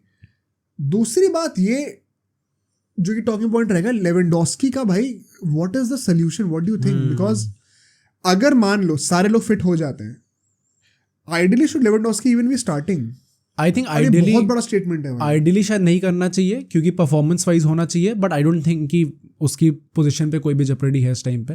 इधर वो स्टार्ट करेगा ही करेगा क्योंकि he is Lewandowski obviously. Plus आप कितने पैसे दे के लाए हो उसे, एंड कितना बड़ा फिगर है वो पूरी टीम में. प्रॉब्ली पूरी टीम का सबसे बड़ा प्लेयर अभी लेवेंडोस्की है. तो इधर वे आई थिंक वो स्टार्ट तो करेगा ही करेगा जब भी वो फिट होगा. बट द क्वेश्चन इज क्या उसे स्टार्ट करना चाहिए. वो मुझे लगता है कि वर्ल्ड कप के बाद से he has not shown enough quality कि वो बार्सा का स्ट्राइकर बन सकता है इस टाइम. हाँ. तो मुझे ideally I don't think so that he should be starting. The dip is unreal. हाँ भाई, for some reason I don't know. And last point is जो ये फॉर्मेशन है, do you think this formation is a long term solution? Because ये मुझे लगता है ना चावी ने स्पेसिफिकली सोचा कि ये 2 बड़े गेम्स है तो इनमें मैं ट्राई करता हूँ. मुझे ना ये चीज़ थोड़ी समझ में नहीं आती है. अगर if something has been working for you, you have been unbeaten throughout the season, तो एकदम से उसको चेंज कर दो जस्ट फॉर 1 बिग गेम या फिर 2 बिग गेम्स, और फिर वापस उस पर आ जाओ. क्योंकि you are Barcelona after all. हम लोग कहते हैं ना फुटबॉल में कई ऐसी बड़ी टीम्स होती हैं जो कि कहती हैं हम अपना सिस्टम चेंज नहीं करेंगे, ऑपोजिशन के हिसाब से, वो मैनेज करेंगे, हम अपना गेम लेके इम्पोज करने के लिए आ रहे हैं। एंड क्योंकि बारसा पोजीशन बेस्ड टीम है जो कि पोजीशन डोमिनेट करती है, they are in that position जहाँ पे वो अपना सिस्टम इम्पोज कर सकते हैं टू सर्टेन एक्सटेंट। तो या तो अब आपने ये सिस्टम चेंज कर रहा है तो आप स्टिक करो इसके ऊपर, अगर आप वापस 4-3-3 पे शिफ्ट करने वाले हो तो what was the point, what do you think? मतलब मुझे लगता है कि अल्टीमेटली इवन बारसा के लिए मैं ये कहूँगा, क्योंकि अगर एज यू राइटली सेड कि अगर एक चीज़ काम करती आ रही है देन स्टिक टू इट, क्योंकि सीजन अभी स्टार्ट ही हुआ है एंड जब तक आप उस चीज़ को मास्टर करोगे तो उसमें थोड़ा टाइम लगेगा ही लगेगा आपको, प्लस आपकी इतनी सारी इंजरीज हुई हैं। तो आई थिंक जब very honestly speaking I think एक बार जब इनके प्रॉपर विंगर्स आ जाते हैं तो ये फॉर्मेशन में वापस देखने को मिलेगी नहीं। आई थिंक वो जो एक्चुअली में बारसा का सिस्टम होने वाला है वो it is always going to be similar to that 4-3-3 वाला ही होने वाला है, वो उससे ज़्यादा चेंज करेगी नहीं Barcelona. To sum it up, कई लोग रो रहे थे एल क्लासिको के टाइम पे कि we deserve to win, but इस बार we were totally undeserved winners and that is how football works भाई, दैट्स हाउ लाइफ वर्क्स भाई, that's how luck evens out over a long period of time. तो you should not cry because at the end of the day you will be given the rewards on the basis of how good you are. तो उसमें luck उतना matter नहीं करेगा। But now let's move on to the last game, Madrid, जिन्होंने भाई साहब जो side teams जीत रही थी इन भाई साहब ने ड्रॉ कर दिया। और तुम कह रहे हो कि they played better than Barca and United. I think ये सोसिएडाड वाला खेले थे ये लोग, पूरे चांसेस बनाए पर कन्वर्ट नहीं कर पाए। Well, they played like Barca in the El Clasico. हाँ भाई, मैड्रिड रायो वैलेकानो का मैच था, घर पे मैच था and I think we should have won this game. भाई साहब कितना ज़्यादा बोरिंग गेम गया है ये मैं ही जानता हूँ। इस टाइम पे 4-4-2 खिला रही थी अपनी रायो वैलेकानो, थोड़ा डिफेंसिव सेटअप था इनका, क्योंकि एंड गेम के एंड आते आते इन्हें साफ साफ दिख रहा था कि इन्हें बस ड्रॉ कराना है कैसे भी करके। तो मैड्रिड की बात करते हैं यहाँ पे, जैसे तुमने कहा था कि बारसा का काफ़ी चीज़ें इम्प्लीमेंट करी, हम जो प्रीव्यू में बात करी थी सेम चीज़ मैड्रिड की हुई भाई साहब। मैड्रिड ने भी काफ़ी चीज़ें इंप्लीमेंट करी। बैकलाइन हमारी फ्रैन गार्सिया को वापस स्टार्ट कराया गया। एक ही चेंज था वो यही होगा कि नाचो को स्टार्ट करा सकते थे बट एल्बा को स्टार्ट कराया and he had a decent game. Alaba start कराया प्रॉब्ली इसलिए कराया क्योंकि हमें डिफेंसिवली बहुत ज़्यादा क्वेश्चन करा नहीं उन लोगों ने, तो शायद एल्बा के लिए अच्छा गेम था कॉन्फिडेंस रिगेन करने का। एल्बा को स्टार्ट कराया, रूडिगर को स्टार्ट कराया, राइट में कारवाहाल था, पीछे केपा था, फिर कामाविंगा स्टार्ट करता है as the CDM, Kroos bench था, मॉडरेट स्टार्ट करता है, वाल्वर्दे स्टार्ट करता है, हाँ, बेलिंगम खेलता है, विनीसियस खेलता है, होजेलू खेलता है, तो होजेलू वाला पार्ट भी हो गया। तो लाइनअप से मैं काफ़ी खुश था इन general, I don't have much complaints from it. Although formation अभी वही है, फॉर्मेशन वही है, वो भी वैसे उस पर भी आऊँगा मैं अभी। तो पहले के 5 मिनट पे हमारा एक बहुत ही तगड़ा चांस क्रिएट होता है, 1v1 चांस होता है जो कि वाल्वर्दे मिस कर देता है। ही शुड हैव स्कोर्ड भाई साहब, बहुत ही ईजी चांस था, ऐसे गोल्स आपको मारने ही पड़ेंगे। And it costed you in the end. हाँ, कॉस्ट करा अल्टीमेटली। इवन एक बहुत ज़्यादा स्केरी सिचुएशन हो गई थी जब जूड बेलिंगम पे फाउल हुआ था एंड वो ऐसे कंधा ऐसे पकड़ के बैठा हुआ था, डिसलोकेट हो गया, लग रहा था देखने में कि डिसलोकेट हुआ है। एंड उस टाइम पे आई एम श्योर भाई साहब सारे मैड्रिड फैंस इतना ज़्यादा डरे हुए होंगे ना, अगर ये इंजर हो गया बाई चांस तो खत्म है हमारा सीजन इस टाइम पे।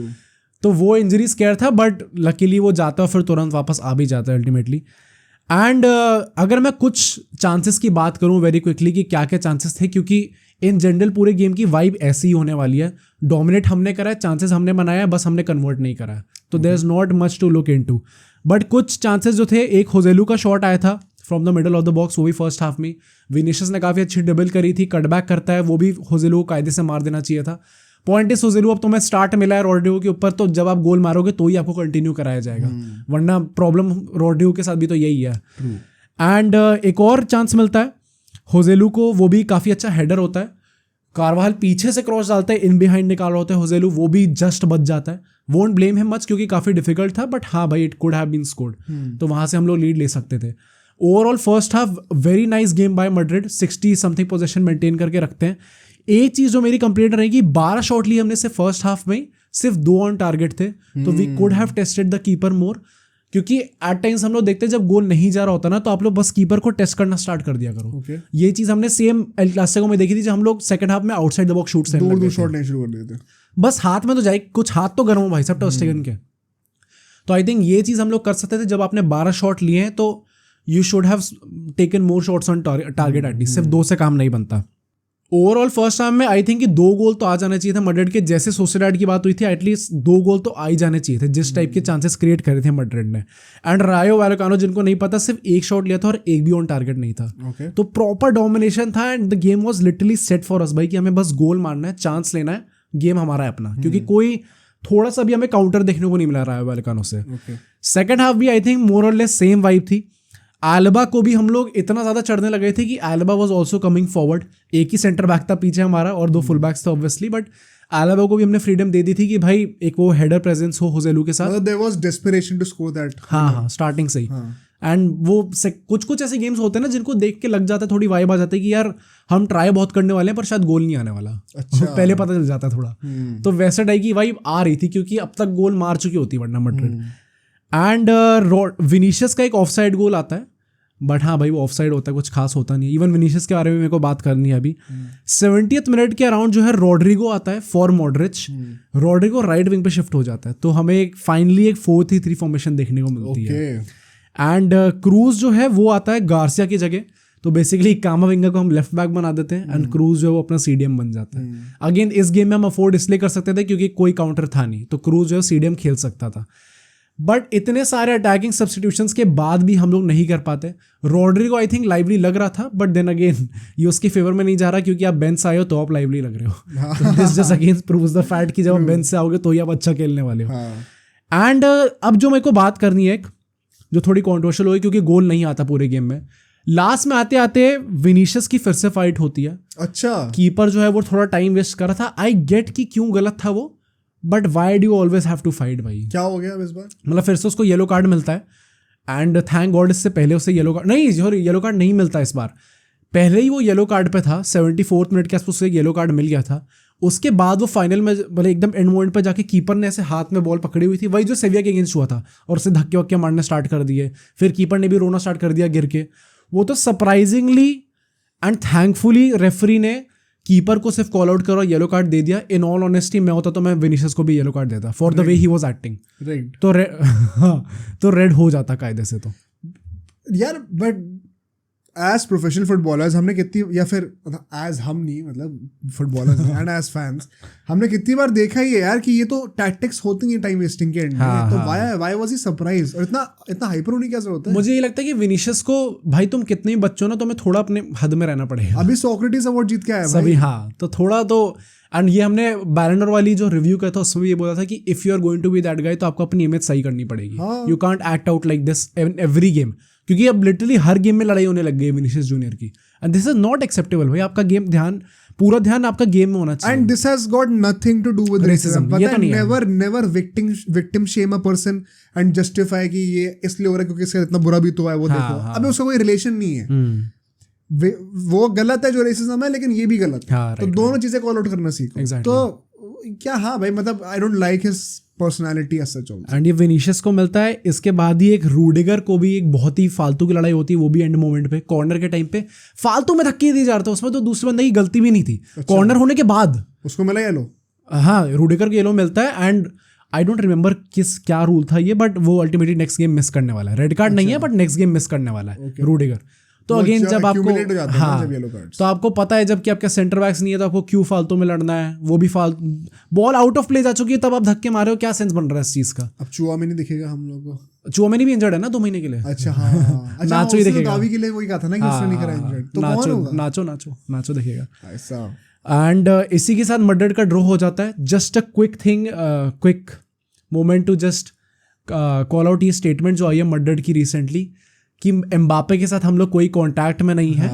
और उनने एम्बापे भी बोला है, बाद में उन्होंने बोला है कि कोई भी नेगोशिएशंस नहीं हुए हमारे with the player from PSG. हाँ, तो अगेन आई थिंक कि एट दिस पॉइंट हमारा कोई भी कॉन्टैक्ट नहीं है एम्बापे के साथ। जो भी होगा वो सीधा समर ट्रांसफर विंडो में होने वाला है। विंटर ट्रांसफर विंडो में कुछ भी एक्सपेक्ट मत करना, क्योंकि रिपोर्ट्स भी यही आ रही है कि Real Madrid does not believe in January transfer windows, क्योंकि ये बहुत क्विक फिक्स सोल्यूशन होता है। Which is obviously very stupid to say, क्योंकि आपकी स्क्वाड इतनी गंदी है। बट हाँ भाई, रियल मैड्रिड ऐसे ही काम करने वाली है।